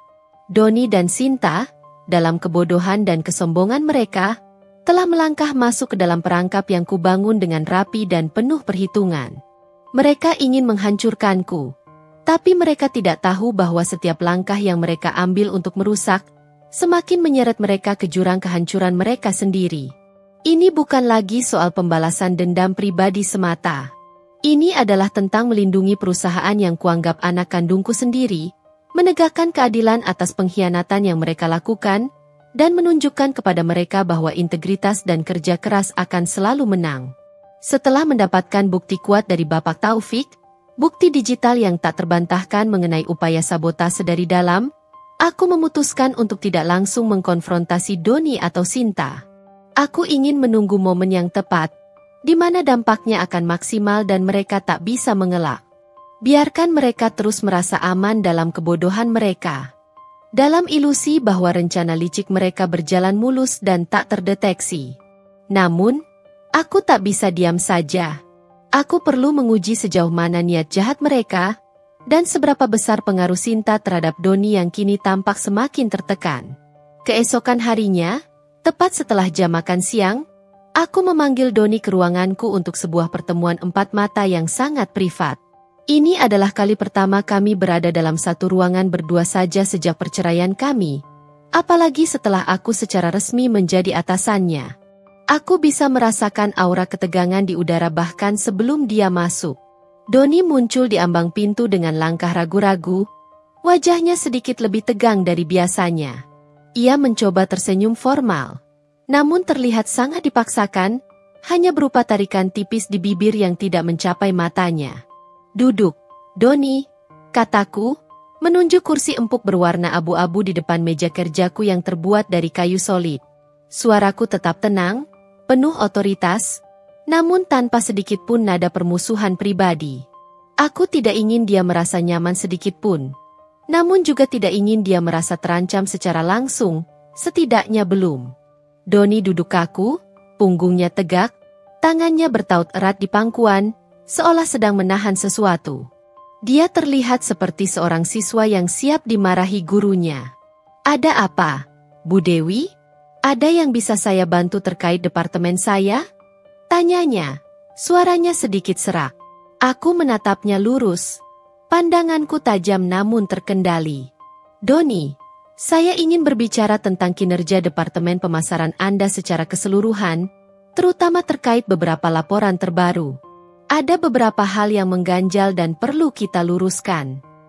Wajah Doni langsung berubah pucat pasi, seperti tertampar. Dia pasti mengira aku akan langsung menyinggung masalah di rapat kemarin. Oh, begitu. Apa itu, Bu? Saya rasa laporan kami sudah sesuai prosedur. Saya melihat beberapa glitch sistem yang aneh akhir-akhir ini, kataku, menggunakan istilah glitch dengan penekanan samar, menguji reaksinya. Beberapa data internal perusahaan, terutama yang bersifat sensitif dan rahasia, seolah mencoba diakses secara tidak sah dari dalam jaringan. Dan ada beberapa laporan yang terdistorsi atau mengalami perubahan mencurigakan. Tim IT sedang menyelidikinya secara mendalam, tentu saja. Tapi ini membuat saya bertanya-tanya, apakah ada potensi masalah internal yang tidak saya ketahui, Doni? Sesuatu yang mungkin terjadi di luar pengawasan Anda? Doni langsung gelagapan, matanya melebar panik. Tidak, Bu Dewi. Setahu saya, semua aman terkendali di departemen saya. Tidak ada masalah keamanan yang berarti. Mungkin itu memang glitch sistem biasa, Bu. Namanya juga teknologi, kan? Kadang memang ada gangguan kecil yang tak terduga. Dia mencoba terdengar meyakinkan dan santai, namun suaranya bergetar jelas, dan keringat mulai muncul di dahinya. Dia mencoba menghindari tatapanku, pandangannya terus melarikan diri ke arah jendela, ke arah tumpukan dokumen di meja, kemana saja kecuali ke mataku. Mungkin, balasku santai, pura-pura tidak terlalu peduli, padahal mataku terus mengamatinya, membaca setiap detail ekspresi dan gerak-geriknya. Tapi sebagai kepala perusahaan, saya harus memastikan semua aspek operasional berjalan lancar dan aman. Ini termasuk menjaga integritas data dan memastikan tidak ada pihak yang berniat buruk yang bisa membahayakan stabilitas perusahaan kita. Aku sengaja menekankan frasa, pihak yang berniat buruk, dan membahayakan stabilitas perusahaan, menunggu reaksinya. Saya tahu Anda sudah cukup lama di industri ini, Doni, dan Anda punya banyak pengalaman dalam mengelola tim. Saya berharap Anda bisa membantu menjaga keamanan internal perusahaan ini, terutama terkait informasi yang bersifat rahasia. Misalnya, dengan memastikan tidak ada informasi sensitif yang bocor keluar, atau digunakan untuk kepentingan pribadi yang tidak semestinya, yang bisa merugikan kita semua. Doni menelan ludah dengan susah payah, tenggorokannya tampak kering. Tentu, Bu Dewi. Saya akan pastikan tim saya mematuhi semua prosedur keamanan. Saya akan perketat pengawasan. Bagus, kataku, memberinya senyum tipis yang tak bisa ia artikan. Senyum yang menyimpan ribuan rahasia dan ancaman terselubung. Saya percaya pada profesionalisme Anda, Doni, dan kemampuan Anda untuk menjaga integritas tim. Dan saya berharap Anda juga menghargai kepercayaan itu, dan tanggung jawab besar ini. Bagaimanapun, perusahaan ini adalah masa depan kita semua, investasi besar yang harus kita jaga bersama. Aku menekan kata, kita semua, dan investasi besar. Seolah mengingatkan dia tentang posisinya yang kini terikat erat padaku, dan potensi kerugian jika dia berkhianat lagi. Baiklah, kalau begitu, itu saja untuk hari ini, kataku, mengakhiri pembicaraan. Anda bisa kembali bekerja dan memastikan semuanya beres. Doni segera berdiri dari kursinya, dengan gerakan yang terlalu cepat, seolah ingin segera melarikan diri dari ruanganku. Baik, Bu Dewi. Terima kasih.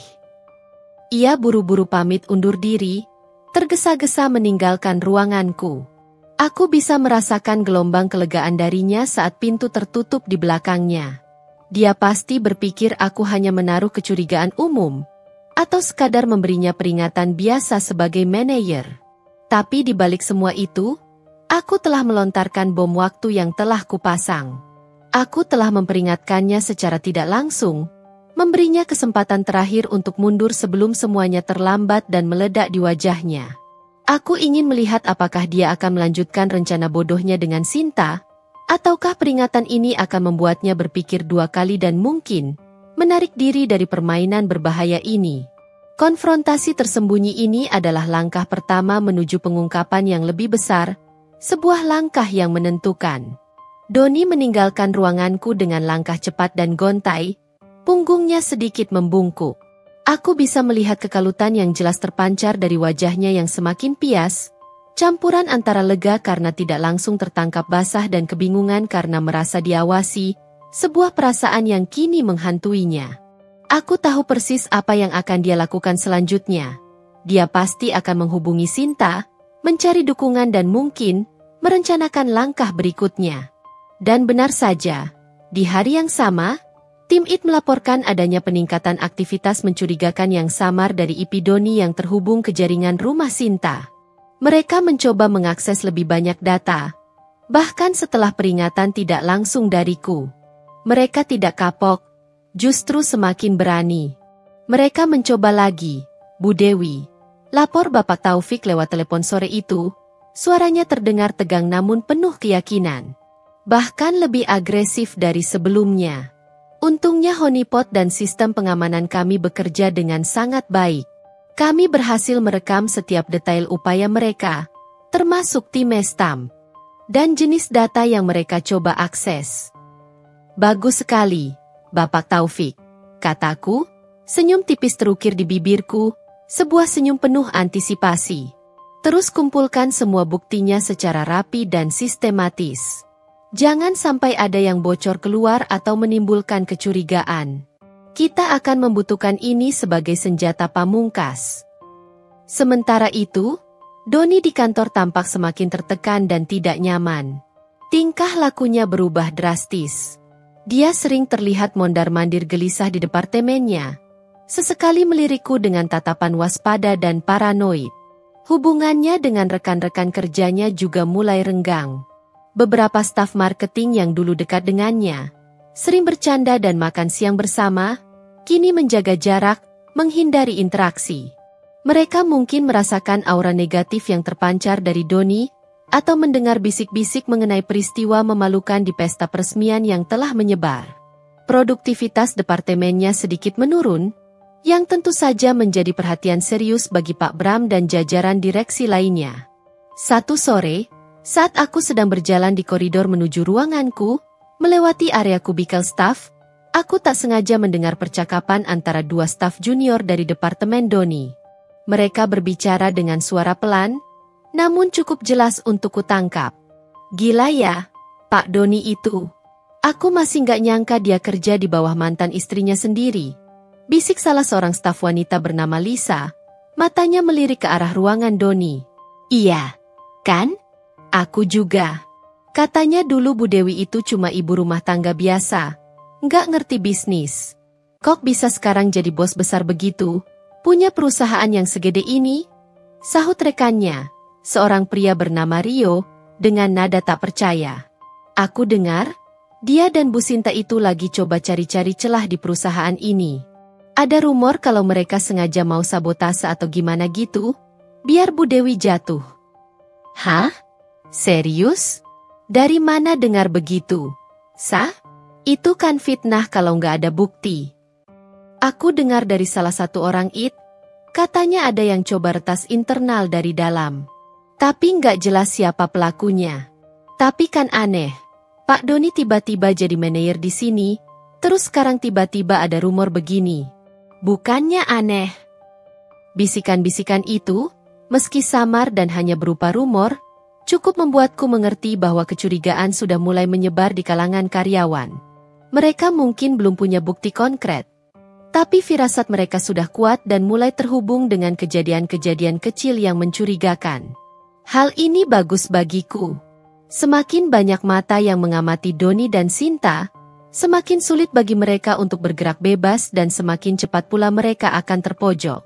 Di lain kesempatan, Pak Bram juga mulai menunjukkan tanda-tanda kecurigaan yang semakin jelas.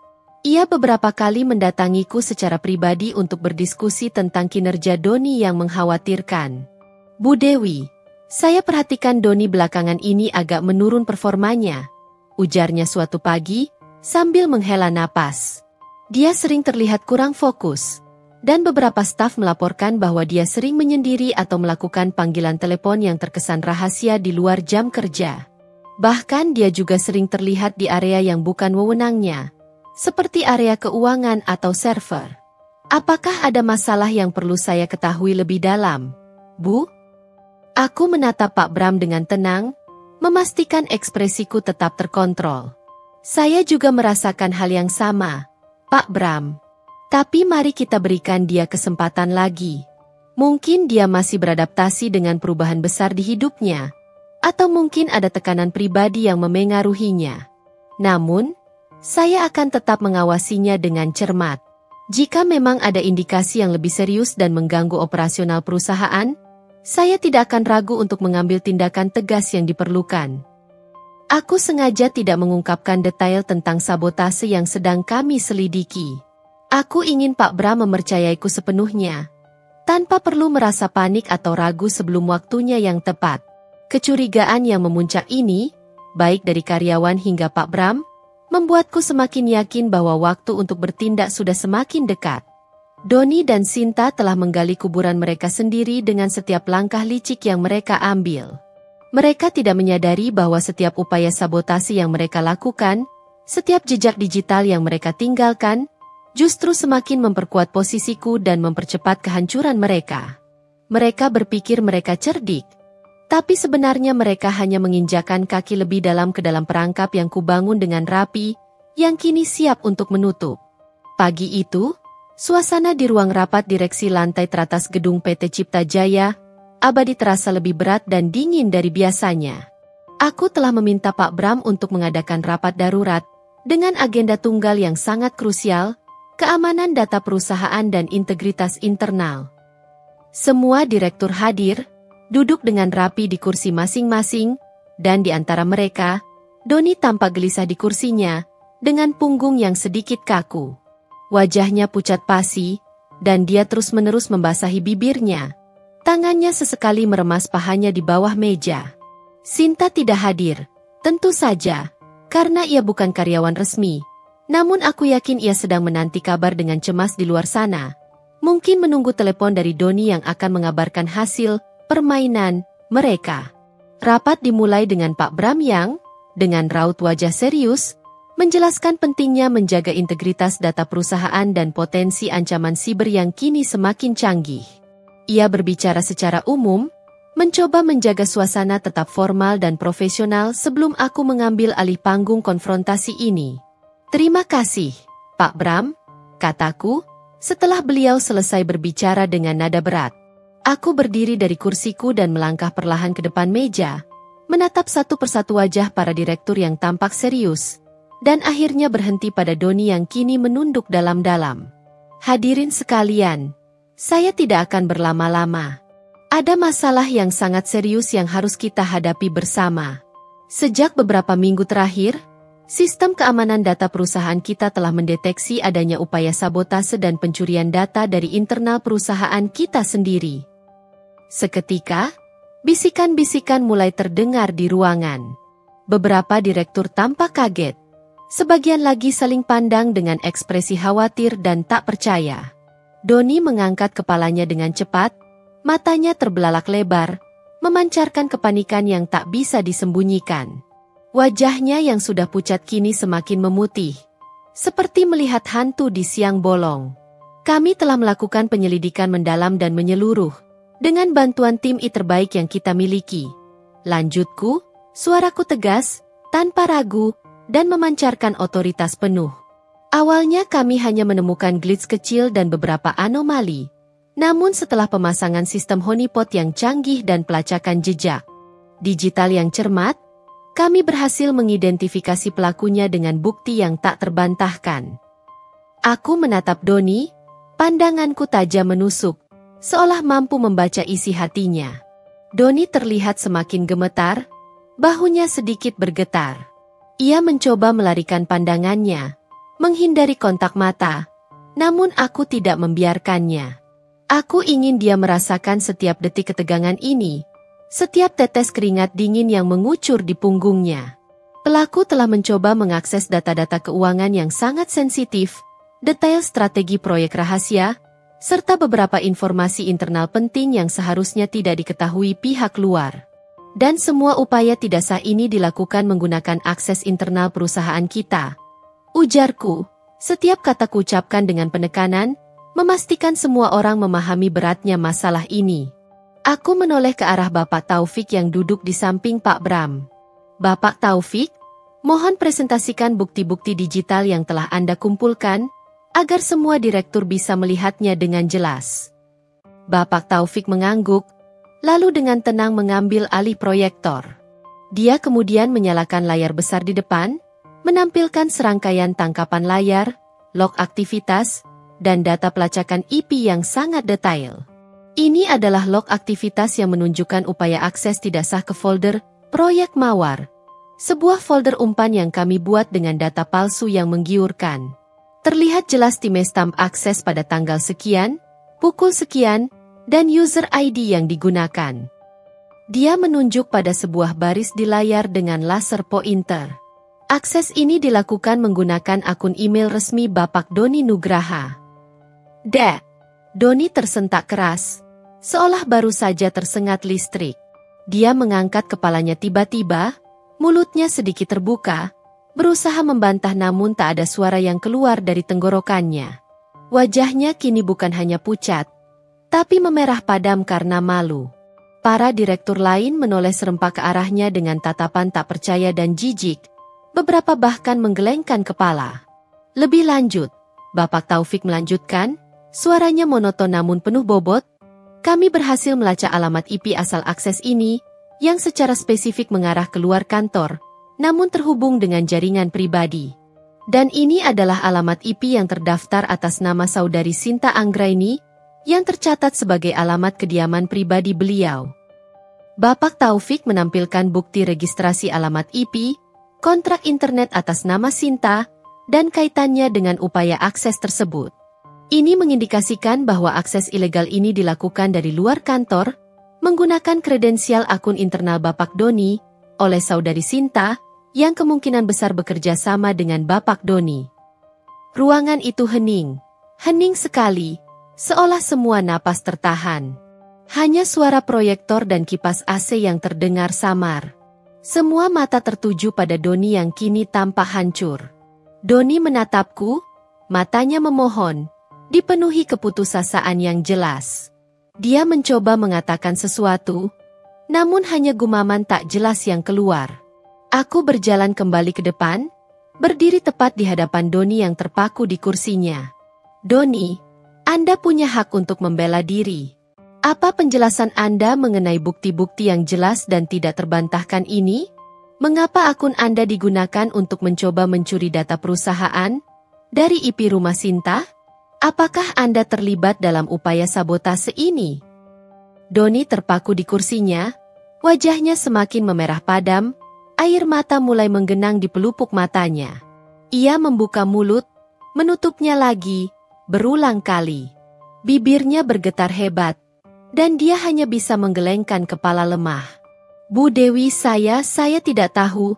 Saya bersumpah saya tidak tahu kalau akun saya dipakai. Saya tidak bermaksud saya. Ia mencoba membantah, tapi suaranya hanya berupa bisikan, lemah, tidak meyakinkan, dan penuh ketakutan. Tidak tahu. Aku mengangkat alis, sedikit senyum sinis tersungging di bibirku. Seorang manajer senior seperti Anda, dengan akses ke data-data penting perusahaan, tidak tahu akunnya digunakan untuk sabotase? Atau Anda memilih untuk tidak tahu? Bukankah ini justru menunjukkan kelalaian atau bahkan keterlibatan Anda? Aku tahu ia takkan bisa membantah. Ini bukan lagi masalah pribadi, Doni.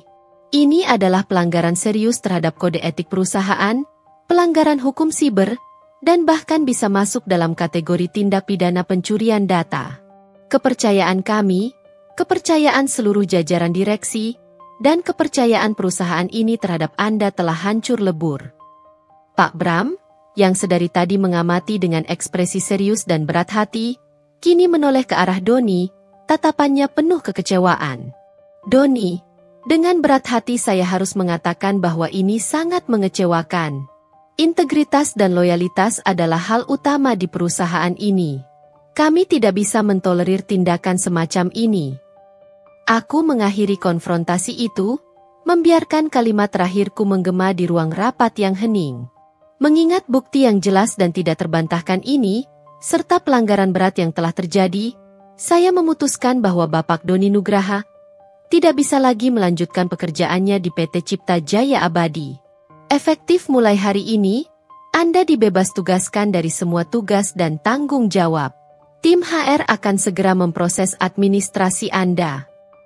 Doni tersentak, bahunya merosot, seolah semua kekuatan meninggalkannya. Dia tidak lagi membantah, hanya menunduk pasrah, matanya terpejam.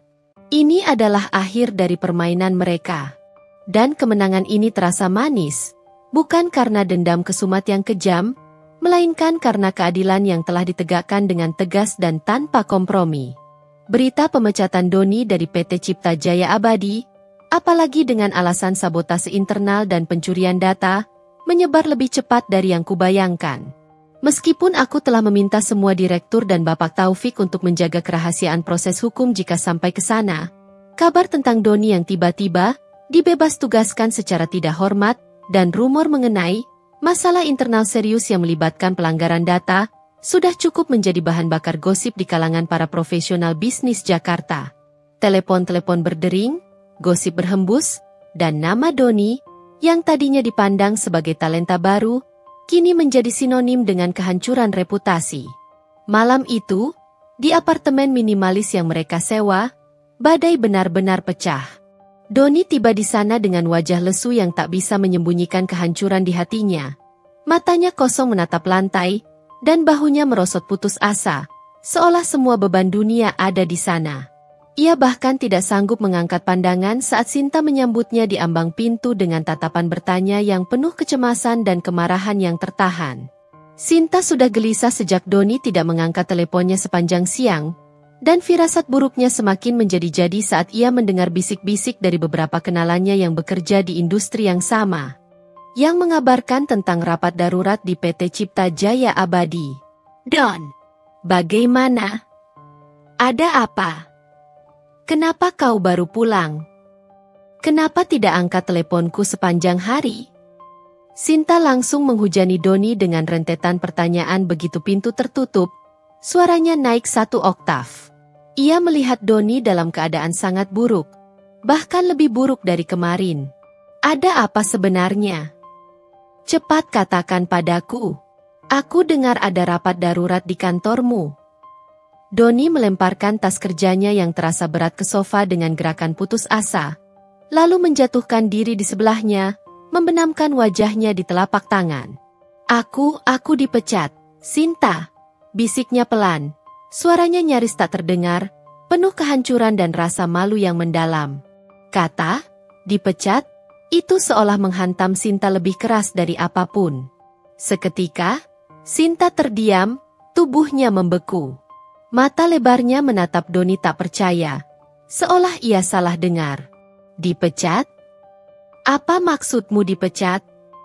Bagaimana bisa? Kau kan manajer di sana. Pasti si Dewi kan? Pasti dia yang melakukan ini. Apa yang dia katakan padamu?" Ia mulai mengguncang bahu Doni dengan keras, seolah ingin membangunkan pria itu dari mimpi buruk. Doni akhirnya mengangkat wajahnya, matanya merah dan berkaca-kaca. Dengan suara yang tertahan dan penuh getir, ia menceritakan semuanya. Dari awal rapat, bagaimana bukti-bukti log akses ilegal dan IP yang secara spesifik terhubung ke Sinta ditampilkan di layar besar, hingga putusan pemecatanku yang disampaikan langsung oleh Dewi tanpa ampun. Doni menceritakan detail kekalahan telaknya, bagaimana ia tidak bisa membantah sedikit pun, dan bagaimana semua direktur menatapnya dengan jijik dan kekecewaan yang kentara. Mendengar seluruh cerita itu, Sinta langsung berteriak histeris. Raungannya memenuhi apartemen. Apa? Ipiku. Jadi dia tahu? Bajingan itu. Dia memasang jebakan. Aku tidak percaya dia selicik itu. Dia licik sekali. Sinta mulai mondar-mandir histeris di ruang tamu, menjambak rambutnya sendiri dengan frustrasi. Gara-gara kau. Kau yang tidak becus. Kau bilang dia tidak akan tahu. Kau bilang itu aman dan tidak akan terlacak. Sekarang kita jadi bahan tertawaan semua orang. Karirmu hancur. Don, hancur. Bukan cuma aku. Sinta, ini gara-gara kita. Kau yang menyuruhku. Kau yang memintaku mencari informasi itu. Kau yang bilang itu ide bagus. Doni akhirnya meledak, bangkit dari sofa, matanya memerah penuh amarah dan penyesalan. Aku sudah bilang itu terlalu berisiko. Tapi kau terus mendesak. Kau terlalu ambisius dan ceroboh. Kau tidak pernah memikirkan konsekuensinya. Aku ambisius. Kau yang pengecut. Kau yang tidak punya nyali. Jika saja kau lebih pintar, kau pasti sudah menemukan cara yang lebih baik. Kau selalu saja payah. Sinta balas berteriak, air mata mengalir deras di pipinya. Bukan karena sedih, melainkan karena marah, frustrasi, dan kekalahan yang menyakitkan. Sekarang bagaimana? Kita mau makan apa? Karirmu sudah hancur. Siapa yang mau mempekerjakanmu setelah ini dengan riwayat buruk seperti itu? Semua orang akan tahu tentang pengkhianatan ini. Pertengkaran mereka semakin memanas, kata-kata kasar meluncur tanpa kendali, saling menyalahkan. Semua ilusi kemewahan, kekuasaan, dan status sosial yang mereka bangun, ilusi bahwa mereka akan menjadi nyonya dan tuan besar di perusahaan itu, hancur berkeping-keping di depan mata mereka. Sinta, yang selalu mengutamakan status dan citra di atas segalanya, kini melihat semua itu lenyap dalam sekejap, digantikan oleh rasa malu dan aib. Doni, yang dulu sombong dan merasa di atas angin setelah mencampakkanku, kini harus menghadapi kenyataan pahit bahwa ia telah kehilangan segalanya. Pekerjaan, reputasi profesional yang telah ia bangun bertahun-tahun, dan mungkin, bahkan hubungan rapuhnya dengan Sinta yang kini berubah menjadi medan perang pribadi. Tangisan Sinta berubah menjadi raungan frustrasi dan penyesalan. Sementara Doni hanya bisa duduk tersudut di sofa, membenamkan wajahnya di antara kedua tangannya, tubuhnya bergetar tak terkendali. Malam itu adalah malam panjang penuh penyesalan, amarah, saling menyalahkan, dan kehancuran bagi mereka. Sebuah badai yang mereka ciptakan sendiri, kini menghantam balik dengan kekuatan penuh, menghancurkan segalanya.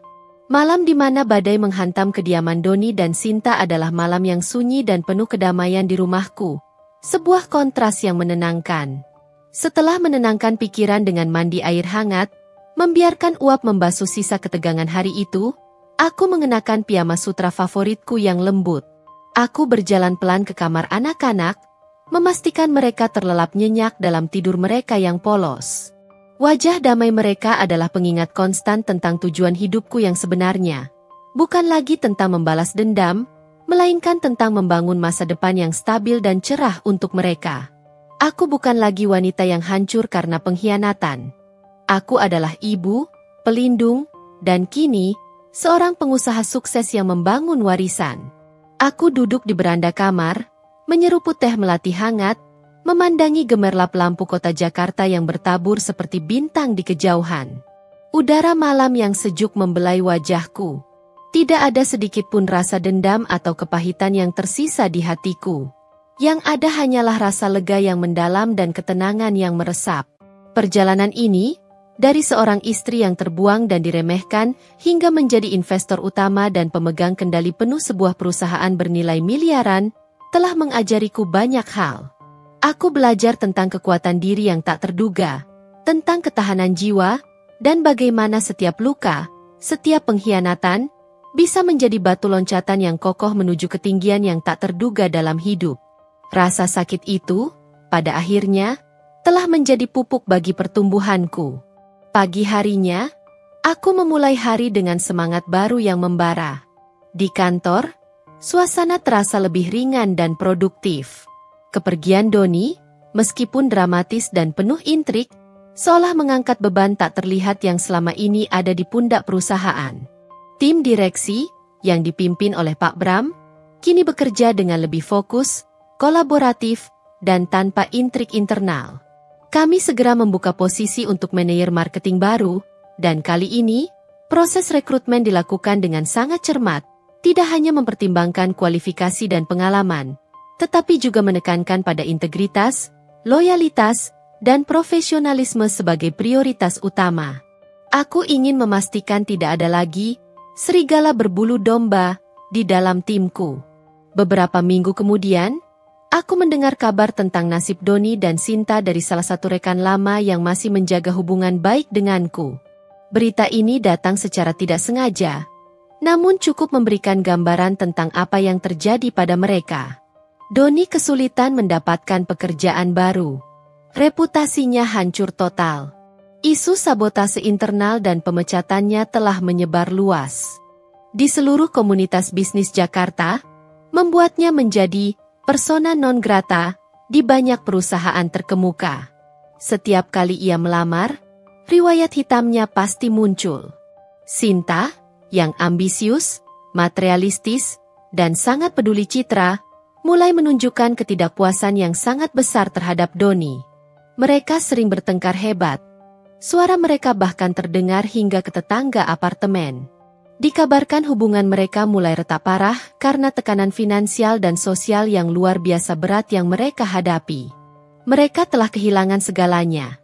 Karir impian, reputasi yang mereka banggakan, dan mungkin bahkan satu sama lain dalam pusaran kehancuran yang mereka ciptakan sendiri. Aku tidak merasa perlu merayakan kehancuran mereka.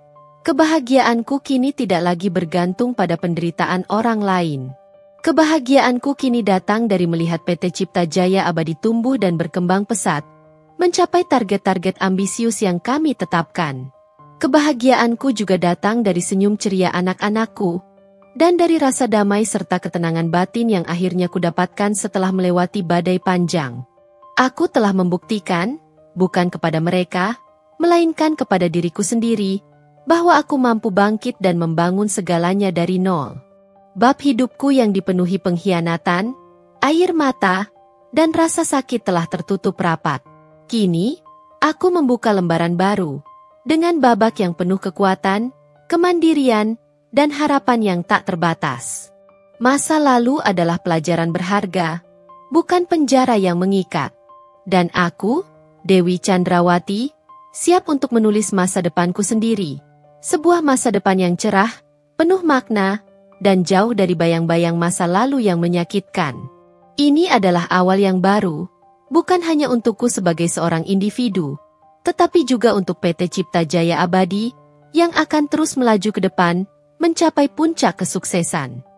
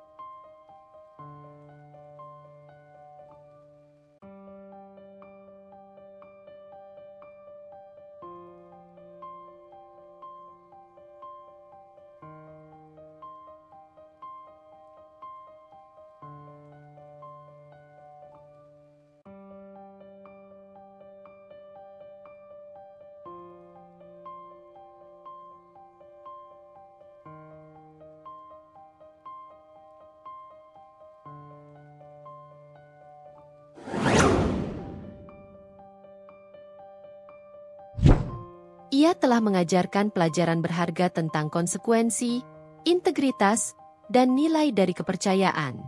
Ia telah membebaskan dirinya, dan kini ia siap membangun babak baru dalam hidupnya. Sebuah babak yang penuh dengan potensi tak terbatas, jauh dari bayang-bayang pengkhianatan. Senyumnya kini adalah senyum Kinan yang sejati. Senyum dari seorang wanita yang telah bangkit lebih kuat, lebih bijaksana, dan lebih bahagia dari badai. Kinan yang baru telah lahir, siap menaklukkan dunia dengan caranya sendiri.